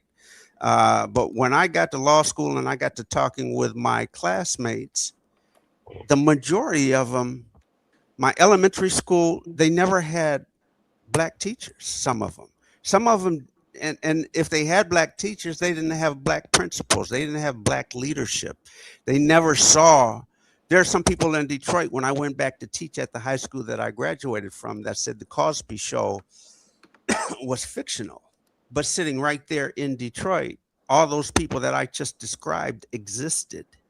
So the thought process that you're describing is the white man's ice is colder. And that we got over that point in the 50s and 60s, but then now we're back into a cycle of we don't trust each other. And it's got to come to a point where we get back to the thought process that, look, I gotta support my man down the street.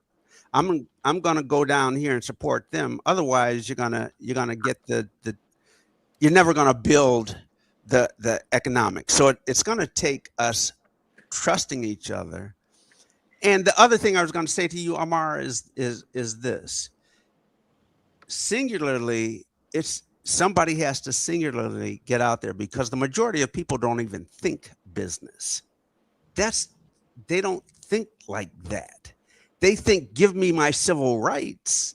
The majority of people can talk social issues, but they will not speak about economic issues. They're afraid because they don't know about how the economic system works. They don't know how to build a corporation. They don't know the simplest thing of just going online and incorporating your name, getting a tax ID. They just don't know those things.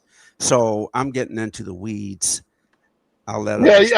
You get into the weeds, you get into the structures, but again, it takes leadership, and I'm sorry to say, But black leaders. Here's the thing, Amar. So if you made me think of something. That's why I'm jumping in. When I went to talk to a very powerful person that was best friends with the mayor at the time.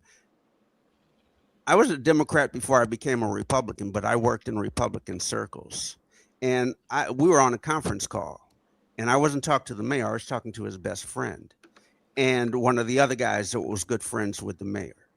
And the one guy that was going to green light my nonprofit to get money from the city was like, who does this motherfucker think he is? I said, who the hell do you think you are? But I wasn't holding the purse, right? Okay. But he was in his Democratic gang mentality, right? And I wasn't coming as a Republican. I was coming in, let's make a backroom deal. We all need to sit in the back room, because old school and what goes on right now in national politics most of the time is you still have the backroom politics where these politicians are sitting together still considering how we're going to do this thing, and you don't know it because they come out in public and they're swinging. It was just like somebody telling you don't invest here, but they're the ones going in to buy up all the shit that they're telling you not to touch. Right. And that's what's happening in the back room. And that's what we don't do. So I was on the backroom politics. It's just the three of us having a discussion about how to make more money. And then so that the black community can prosper even better. But no, the attitude was, who does he think he is? Because it was that got in the way. And that's what is going on right now. It's time immemorial that we keep Invisible Man. Can I interject something real quick? It's not the I think Invisible as well, Man. Can I like interject something? The way we are is we're quite emotional. We're emotional. No. Come on. Let's not get into some over 300 years. We're getting emotional I want to over build on something that 300 Invisible years Man just events. stated. Invisible Man. This is what you just stated about Oh Lord, backroom come deals with some and other things. negativity again. This actually ties back into earlier dialogue. See, so many people, both on this call and in the chat room, they keep talking about FBA is a hate group, this and that. See, that's just nothing more than smear tactics out of fear. And I'm gonna put that aside. We can come to that later, but let me get to the point I want to make. What you just stated, Visible Man, what I'm going to add on to is this is what delineation is really about. It's not about hating diaspora immigrants. It's not about hating Africans. It's not about hating Caribbeans. It's about lineage-based tangibles for U.S. slavery descendants, whether you want to use the term freemen, FBA, ADOS, DOS. I'm just using them interchangeably. Because we are, despite I know some people will suck their teeth, some people disagree, but we are which faction you belong to? We value different ways. Wait. Because look, we see how it's going with affirmative action and DEI. Every time they supposedly let us speak. Let us speak. Trick bag, bait and switch language, minorities, people of color, and then it goes overwhelmingly to white women and last I checked, let me jump in and let me let the guy finish, man. Let him finish. Marry white men, so it actually benefits the white community the most.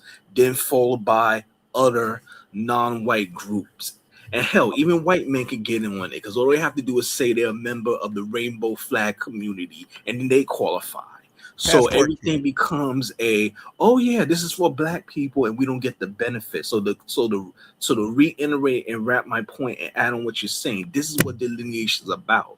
But you have other people that want to malign, and because they may hear someone online say something they don't like, oh, you see, FBAs, they hate Africans, and they try to focus on that as Passport smear King, you're tactics. always speaking from an That's why we emotional need point of view. delineation. Okay, You're hold on. always Passport speaking King, from an let me say this. emotional point of view. Because You look, need to get over that, you know? the As idea an of African, I tell you Pan-Africanism, that that we don't sounds hate great. you. But you know I what? don't hate And I know it's going to you. rub some people the wrong way. It's going to make them mad.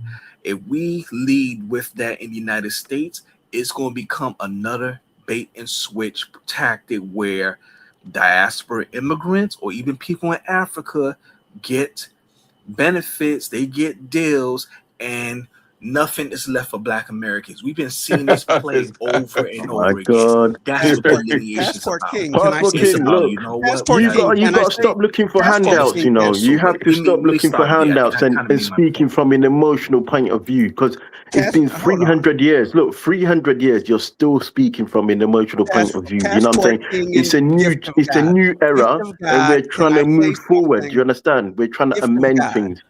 Gift of God and Passport King. Passport King, I was going to agree with you 100%. But, and I do agree with you, right? But when you start going down the line talking about white men marrying black, and that you use triggering words that then other people feel that they have to come back on you, and then it becomes this back and forth. Yeah, I but agree. No, that wasn't hold slander on. though. I No, was making a hold on. point. Don't No, white no, women no. overwhelmingly marry white men? I'm not trying to pick. Hold I'm on. not Passport arguing. King. Is That has that nothing a to. I lie? don't. Are we gonna? Do we give a damn? Really? Because No, if but we hold on. sit in the back room I and we wasn't say saying. this is our Hold on. goal, I wasn't invisible man. I wasn't saying that to be salacious. The point I was making is because white women have been the primary beneficiary of these programs that was supposedly meant for, let's just say, U.S. slavery descendants and all the other terms that we also use okay, interchangeably. okay, I agree And with. because white women get those programs, No. and Passport King. Listen to this. Listen to this. Does that really matter? As actually it to does matter. no, Passport King. Listen to me. Will that stop you and one of your partners that think like you, that want to create a liquor company? Does that stop you from doing that? And that's what, and I say that because that is what I believe Rokoya, that's what Sid, I think that's what Amara, and I think Maya's sister. Well, Maya's sister is sort of, well, that's what we were talking about. Those things are not they're not important to us building a financial investment vehicle that Thank can you. then come and grow our power. So when we start adding on to the reasons that you may think prevent us, that's civil, that's not economic.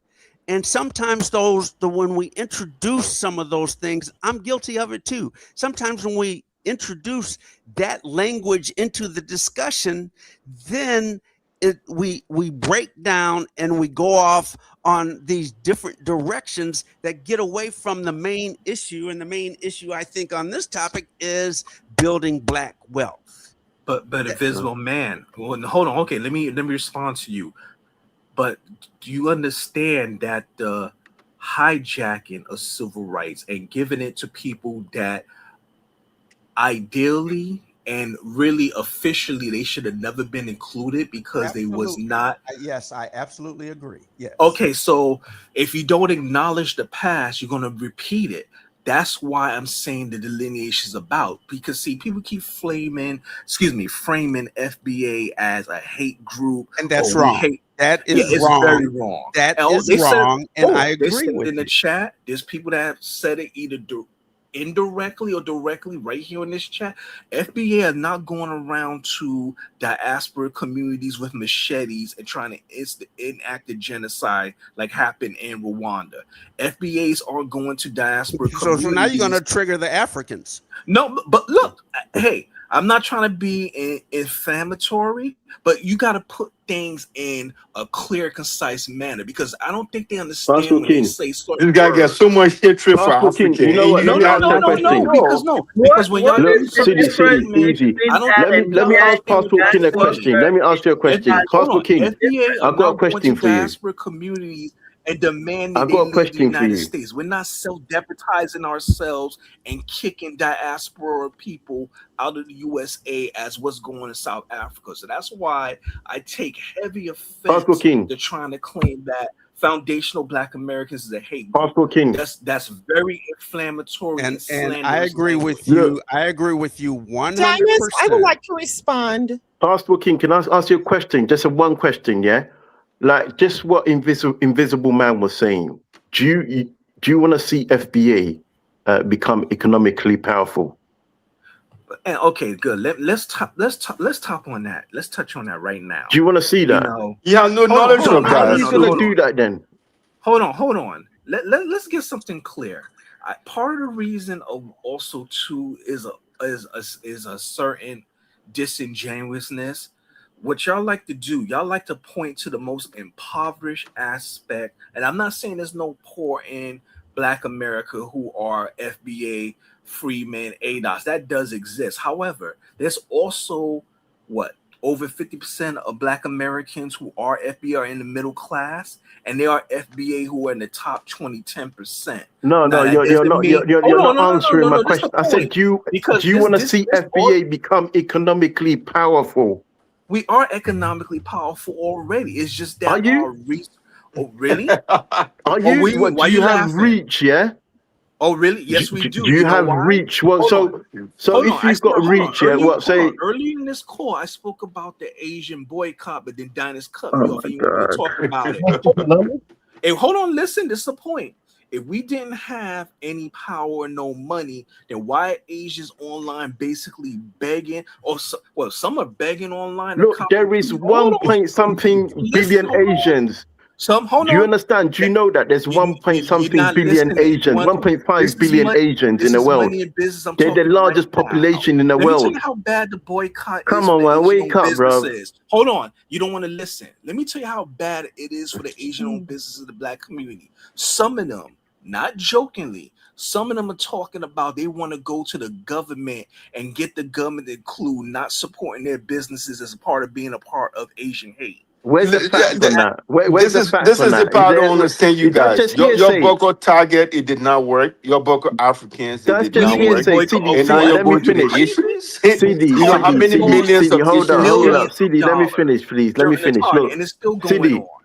Sidi, look, that's just hearsay. Is there actual fact? Is there tangibles saying that that's what's actually happening?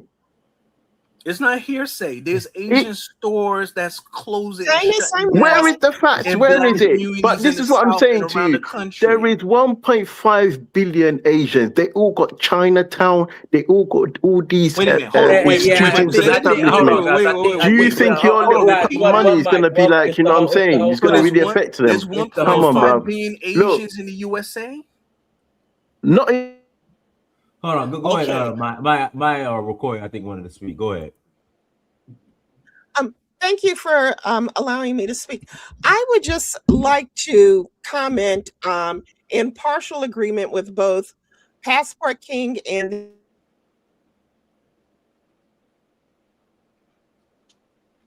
Gift of God. She's gone offline. But I just want to ask something. May I? Go ahead. Yeah, what I was going to say was I just really respond to Passport King and that when I believe she's back. She's back. She's back. Okay, I'll let She's going in and out. afterwards. In and out. Well, what can you hear me? We can hear you.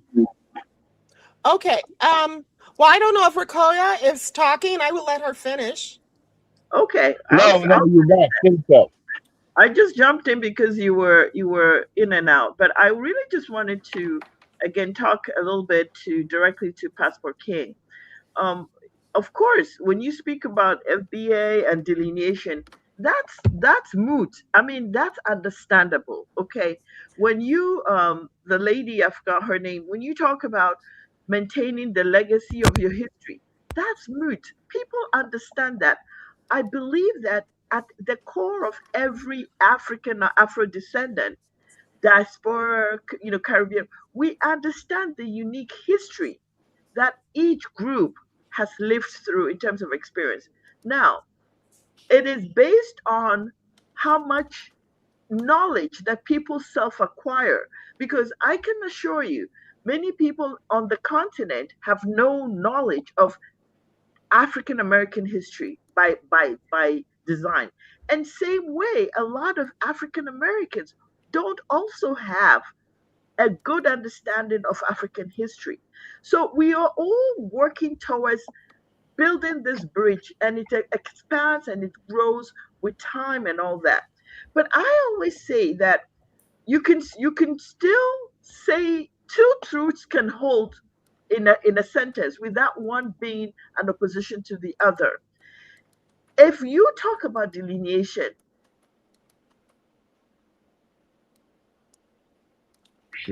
It's a problem. Anyway, Passport King.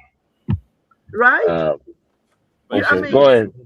yeah, what I was saying, I hope you guys heard what I was saying. Look like I went into For a few No, seconds. we didn't catch the last part.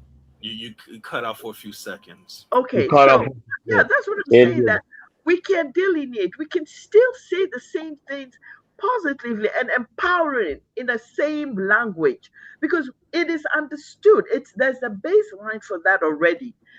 Africans know in history that there are some parts of the African family was taken into slavery. We didn't know the full story, but we do know it.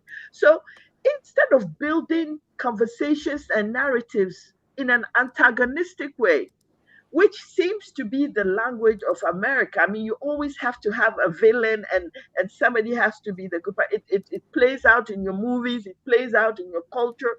But that's a big psychological thing because when you start taking on a position where you want to stand on your truth, but you must create somebody else who is a villain, then we can't talk.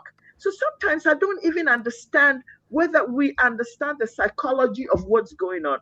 That takes a certain, I don't know. I mean, people always say I speak at that level, but I see through the tricks. And I say, look, there has to be an ulterior motive because why you can delineate and have no enemies? Why do you have to delineate and create an enemy? It makes no sense to me. Everybody can say your history is the same. Who is the enemy that we created? You create enemies. I mean, you have watched you a lot of times talking about Africans in a derogatory way. Good. Let's get to the crux of it. This guy never tried. He doesn't even have passport. He calls a prophet. I want her to understand how we creating enemies. Your description, your narratives always has to transpose against something. For example, you just made a statement and said FBA people are not chasing Africans where they're not the ones in Rwanda charging after other Africans or in South Africa. You have to contrast. Isn't that Listen to me. But isn't that a truthful statement? But listen, sir. Hold on. That will But you can't force them to like you.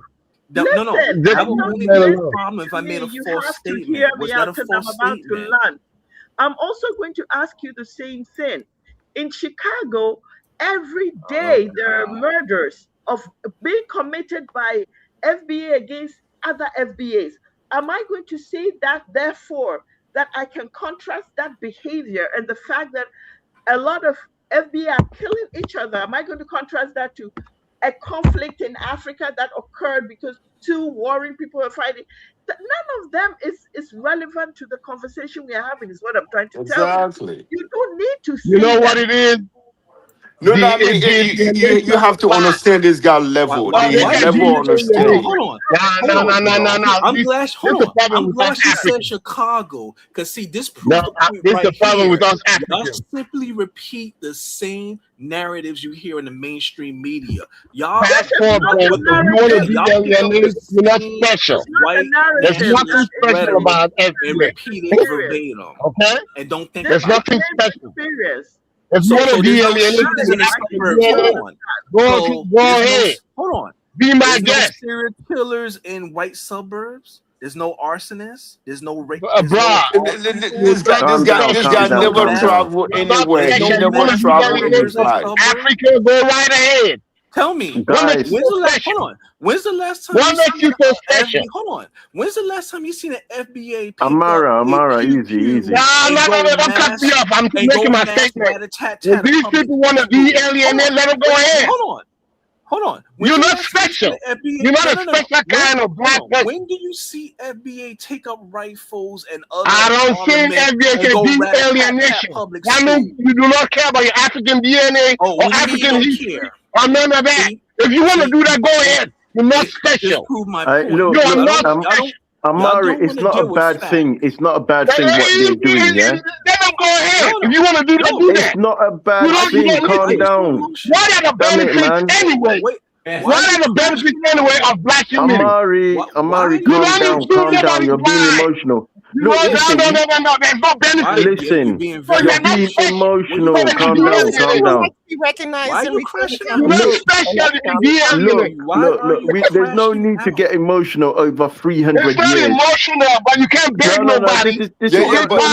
Amara, stop. Emotional You guys over got to calm nothing. down. You guys got to calm down. This guy, he's not nobody. Nobody's begging nobody. This guy is not even African American. He's Caribbean. African roots or anything but African today, you're more than welcome. If you can button, you can dance in the ball or bleach and take all your blackness away. I can't even understand the thing he's saying. All I'm hearing is that's what I'm trying to say. You're really not Charlie special. Brown from back in the day. I hear the You're Charlie not Brown. really Walk, special. Walk. FBA is not special. I can't understand. This is becoming, you're coming into low intellectual debates now. It's becoming a low intellectual debate. Stop it. You sound very Africans, that's your problem. Because you're not somebody that doesn't like you. If somebody wants to de-alienate and not proud of the African history, so be it. Walk. Come on, stop it. Dennis, can I go back? Yeah, God. Okay, yeah, hold on. Let the sister talk. Go ahead, Maya. Yes, I would like to return the conversation to economics. And as I stated before, I am in partial agreement with Passport King and the Invisible Man. And I think what the Invisible Man is a little too dismissive about how these federal government programs provide the fuel or the seed money for expansion of other businesses. For example, Elon Musk receives $82 billion annually in government grants. No, you wouldn't receive that one time from Obama. There's only one time we received that. Yeah, we didn't one time. Okay, we can. I dispute that, but no, we didn't one time. I remember when he was struggling financially, he got money from Obama. Obama gave him money. Okay, but the issue here is this: that provided him with seed money to continue his company and to expand into other endeavors. Yep.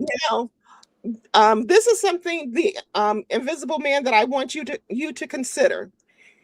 In the city of Montgomery, Alabama, in 2024, the Biden-Harris administration gave Montgomery, Alabama, which is predominantly Black, FBA, a $82 million grant to improve their water system. Hold on, just let me finish, please.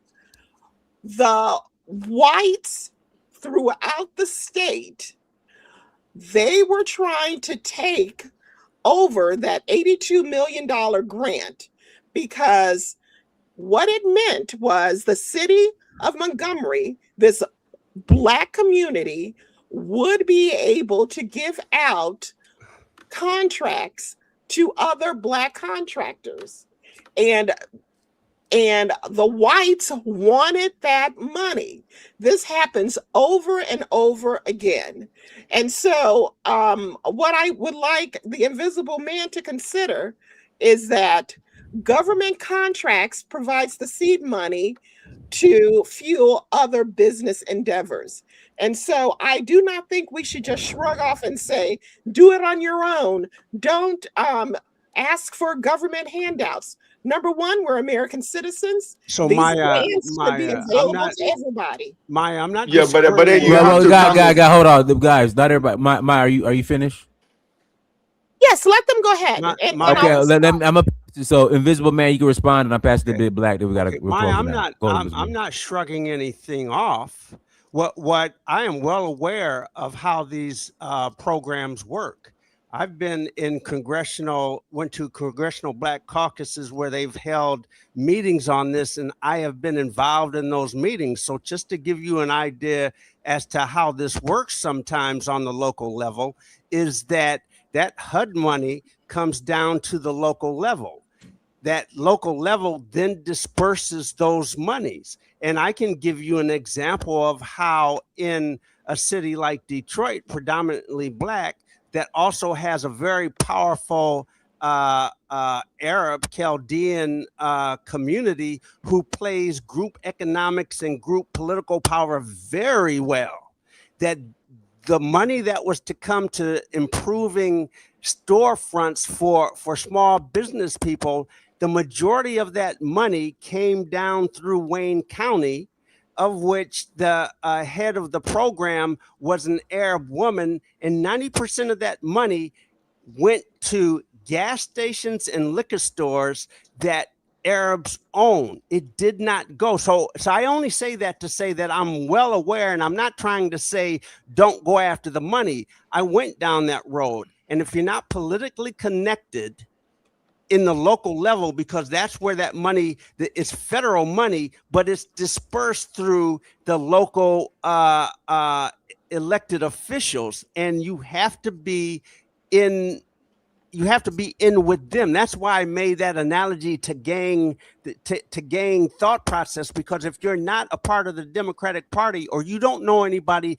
that is you're not aligned with them, well, you're not going to get the money. So it comes down to me breaking it up using the example of an Arab group that is a very small percentage of the population versus the Black group, which I was fighting for, which I went to some people to try to force them to say, give it to the store owners that are on Finkel, give it to them on 7 Mile, give it to them in the neighborhoods. It did not go down there. So I just wanted to say I'm well aware of it, and I'm not telling anybody to not try to get to try to get those federal funds in order to build up businesses. All right, go ahead, Big Black. Okay, first of all, far and foremost, not all African Americans agree with the term FBA. We are not FBA. First of all, let's get that straight. I'm tired of all these FBA cats. FBA is a hate group. Let's put it plain. It is a hate group. I'm tired of all these FBA cats. Of a part of this hate group come on these Pan-African places and try to label all African Americans as FBA. We are not FBA. FBA, the name was just made 6 years ago. And yes, FBA is very xenophobic. You got the leader of FBA right now, Tariq Nasheed. He comes out with 3 or 4 xenophobic videos a day. He sits on one of these social media platforms and he goes back and forth with continental Africans, Caribbeans, back and forth daily, and he puts them out daily, about 3 videos a day. It's pretty much like a cycle. It's a never-ending cycle what he does. And he wonders why, and then these people that quote-unquote grab to this name FBA wonder why everybody doesn't like him, including a lot of African Americans. Again, the people that are FBA, they don't make up any population of the African American community. Okay, most African Americans have never heard the word FBA. Now, every time I see these clowns on here, I'm gonna come up and I'm gonna denounce that. Okay, because we're African Americans are not FBA, and when you all talk to them, please just refer to them as a group, because that's what they want to do. They want to come to Pan-African platforms, right, and just sit there and just use the word FBA. So pretty soon everybody will be calling African Americans FBA. That's what they're doing. But if FBA is a hate group. What it is a hate group. Committed? What? No, it is a hate group. It is. It's a hate group. We weren't calling ourselves. Nobody was calling themselves FBA 7 years ago. That's not the question. If no, FBA this is the it question. Is a hate group. It is the question. It's a hate group. Have they committed? That's a straight. It's a hate group. All they do is they talk xenophobia on the. They talk about hate on the internet all day. It's They never travel. They never travel. Good. Continue. Now explain how that's a hate crime. Explain. It's not a hate crime, but it's a hate group. You didn't say hate crime. So you just admitted. It's not a hate crime. So what? But it is immoral. It doesn't mean necessarily it's a crime. And it's not everything you have to be a crime to be bad. Keep on going. Here's the thing, Passport King. So I was talking FBA first. Or people lying Passport about King, FBA, the slander or delineation movement. That sounds like it's Passport King. I was talking this is the part I don't understand. This is only English you can understand. Then you don't have the interpretation of English. This is the only language you can speak. You know what sounds you know what sounds like COINTELPRO is that Tariq got visited by the feds, right? Listen. What about Tariq? Yeah. Tariq got visited by the feds when he got his house pranked on, and ever since then he's been pushing FBA. That sounds like some COINTELPRO stuff. Martin Luther King was under federal surveillance. Malcolm X was under federal surveillance. Yeah, but he didn't change his tune. People in the he didn't change. He always was a Pan-African. He didn't change his tune. Louis Farrakhan's under federal surveillance. He didn't change his tune under federal either. surveillance. So what are you saying? All these people didn't change their tune. Tariq changed his tune. That's the difference. What's the difference? Tariq changed his tune. He was a Pan-African. Okay, he changed his tune. As soon as they visit him, now he's not Pan-African. Now he wants to do this FBA stuff. Come on, man. I was born on the day. It wasn't yesterday. So you're saying the federal government made Tariq Nasheed not be Pan-African? Where's your proof? Hey, when you in the streets, let me tell you. Let me tell you. Can I speak? Can I speak? Okay.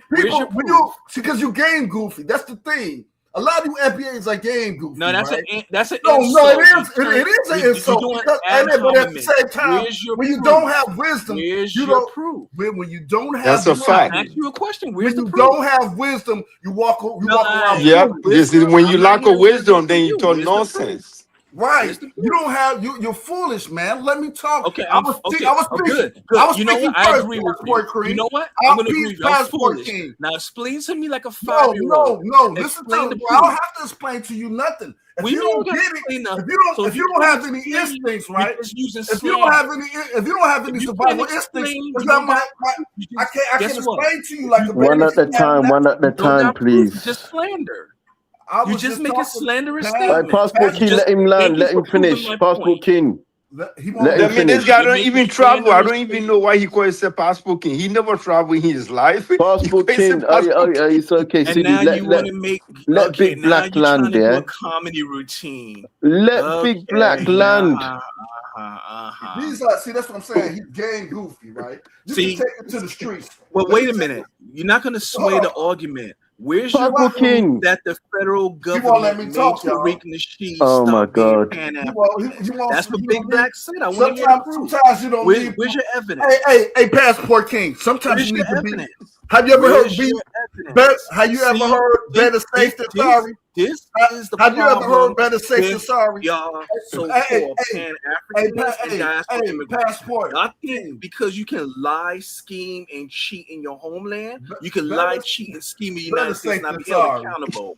We don't play that here. If it walks like a duck, back up your statements. Otherwise, you're just engaging in slander. And quack like a duck, it's a good chance. Back up your statements. Where's your evidence? If it walks like a duck, where's your evidence? And it quack like a duck.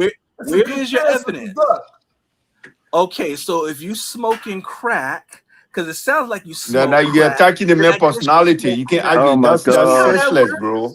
That Oh, not they do. You smoke meth and normal like person you're cannot argue like that. What is the proof that he calling you a crack smoke smoker? meth. That's You sound like you disrespectful. smoke Right, that's meth. I guess you're disrespectful. smoking But meth. but that's what Exactly what you're saying. see, the thing is, The FBA, thing is how what? they do is they like to insult, they like to throw. All they do is throw videos talking about every other ethnic group, right?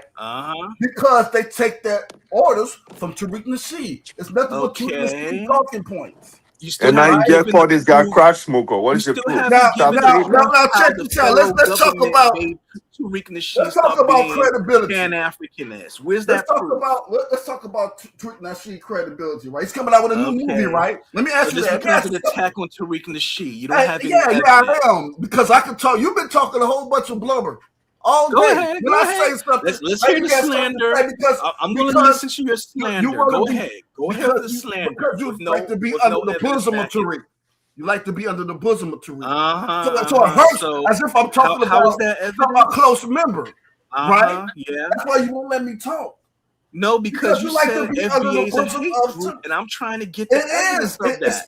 You come Where's around. the You come proof? around because they're Where's first the of King, all. let him they're- finish.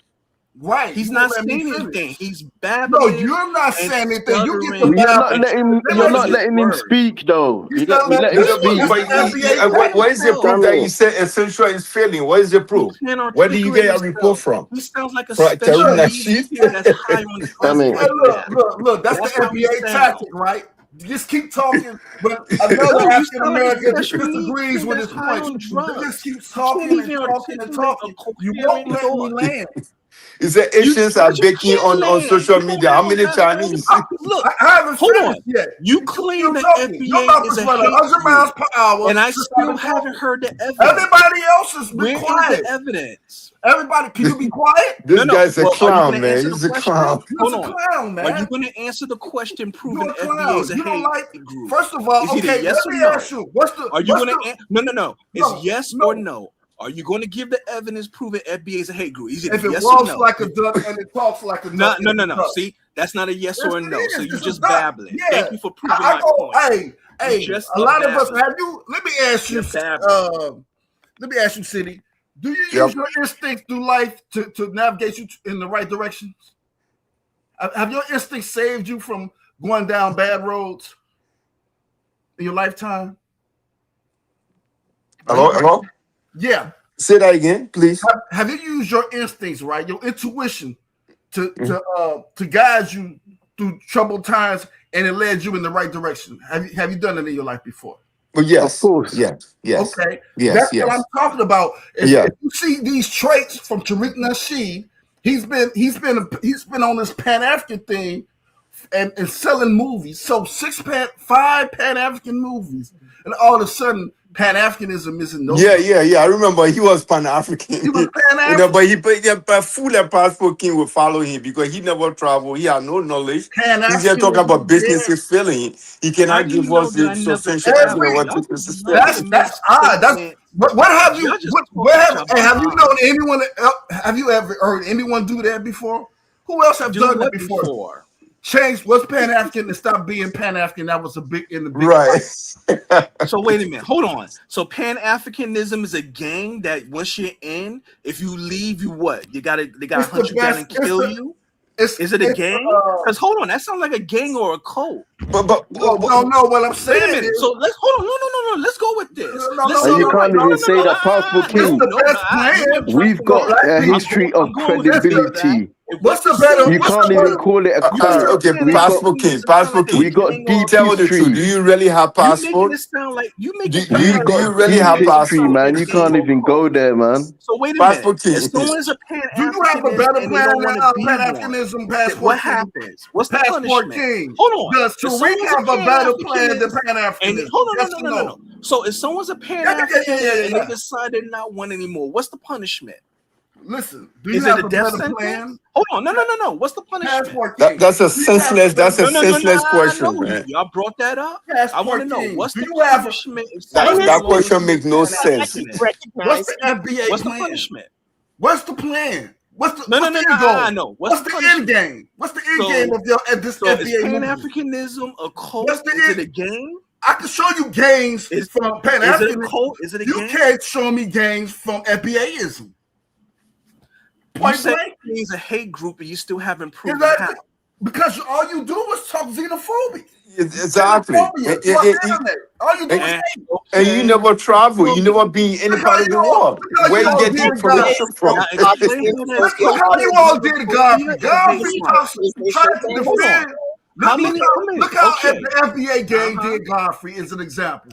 Godfrey always tried to defend the gang FBA. Homes owned by Africans. He didn't laugh at one joke from a Nigerian, and you all threw him under the bus. You gotta go Dynast to Africa, man. You don't know why you choose your name. You know, no fucking been owned by Africans or Let me Caribbean ask you in the this. USA. Is No, FBA no, no, no. This on is the a application? question. No. Is the name FBA on the application? You want to Is the name filibuster? FBA on the application, man? Is the name FBA on your job How many application? homes have Let me FBA ask. burned down Listen. by Africans or Caribbean?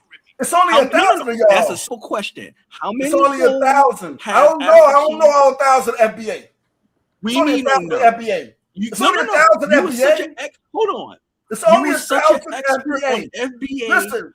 for the listen. last 10, 15 Listen, minutes. it's Now, over all of a sudden you don't 50,000 know? African Americans. Hold You on. asking me Hold about on. a tiny group. You was an expert on FBA It's for a the group. last 20 minutes. Now all of a sudden you It's don't a group. know. I know them, Hold on, but where's from the the, lie? I know them from No, the there's a internet lie activities. somewhere. I know them So from how, the internet activities. No. So since you're an It's a expert on small FBA, group. tell me how many FBAs have burned down homes owned by Africans and Caribbean since we're a hate group? How many have done it? How Well, many you have been to burn down arrested? houses to Can be I a ask hate a group? question? Can I ask Do a you question? really have to do that? Can I ask a question? Do you have to do that before you You be a gotta hit answer group? my question first. Let me How ask the many question. FBAs have Because been that's arrested your level for of burning down understanding. homes of Do you have to African burn down? You have to Caribbean be a immigrants? violent person before you Let be me a hit group? ask the question, Passport King. Can I ask the question? Cause see, y'all want to play these little word games of you smear can't. and Can I answer the slander, question? and that's not legally what a hate group is. It is a hate group. It is. How? Explain. Yeah, but I've been you asking think when they say First hit, of you have to all, burn down houses first first? of You know all, what you've been saying? Can we? If it walks like a duck, if it quacks like a duck, then it Oh, must man. be a Okay. duck. Look, First of let me all, come in. Let me come in, please. Yeah, both of you. Look. You have no. What do you mean by it's Sidi, not a hit group? You have to burn down houses before you be a hit group. Sidi. Let me come in. Okay. Let me come in. Wait, but let me say it is a group, though. Are we wrong about saying that it's a group? I'd No, like to it's a respond. lineage, you It moron. is a group. It's not a lineage. It's a It's not lineage, not a recognized. group. It's not So recognized. that shows you right there. You know No, what it's the hell you're not. talking about. It's Just about lying. 1,000 people on the It's internet. a Nobody lineage. uses the. If I walk down the It's not street a and ask a group. black Hold man, on. is the Hold FBA? on. He's If going to look at me FBA like I'm was a crazy. group, that means is a group. Jamaicans can join. That means Trinidad. You can't join a lineage. You're either in the lineage No, or you're not in the everybody. lineage. Hey, can So you there join? you go. Hey, can you How little you Passport King? understand. Can you join the You're Hell's just Angels? talking out your behind. You just can't sound join the Hell's crazy. Angels in this Hold group. on, you just sound crazy. You can't join the Hell's Angels in this group. They don't allow black people to join. Is the Hell's FBA Angel is a a group. lineage? Hold on. FBA is a Wait a group. minute. Are you claiming the Hell's Angel, which is a motorcycle club, is a lineage? No, I'm saying it's a group, just like FBA. Now you're gonna stop. Is the FBA Hell's is a Angels group. a lineage? No, it's a group, just like FBA. All right, so there you go. I just said There FBA you go. It's a group. FBA is a group. Thank you. Time you think FBA you is gotta, a I group. got It's you not a question. lineage. You Where keep can you showing and prove that? proving. Where can you Let prove me that? ask you I one- haven't let me ask seen you it. When I another get a question. job application, I don't see the term When you- FBA hold on. on my job application. Big Do you Black. see the term When you FBA went on to your job school, application? Big Black. When you went to Do you This see got the to term be. And FBA then on your you job never had a application? regular job. Then you never had a regular job. If you When say you that, you went to never had a school regular as a job. child, did a I little never short see yellow bus FBA pick on a you up? job application. Big Have you Black. passport? When you went to school as a child, did a little short No, yellow bus used to they pick you up don't. and take you to Hey, school? listen. Was you I picked had up by? Was you Sir, picked up by a sir, were you short dropped little on your yellow head? bus, Big Black, and taken to school as a Do you child? have secret 'Cause I fantasies think of you was Tariq taken to Nasheed, school in a Passport short King? bus. Do you want to see treat I that? think I really do believe you was taken to school in the Sir, short bus, Big Black. Like, Because you're listen, not making you no don't have, sense. you don't You're talking read about law. dumb. All right, guys. All right, guys. I'm reading this last super chat. We're closing out. Rokoya's point was simple. Intergroup violence is irrelevant to this conversation, so why I bring it up. All right, everyone. Thank you so much for joining. Like, share, subscribe. Till next time, family. Dynast Amir, search for Huru. Peace.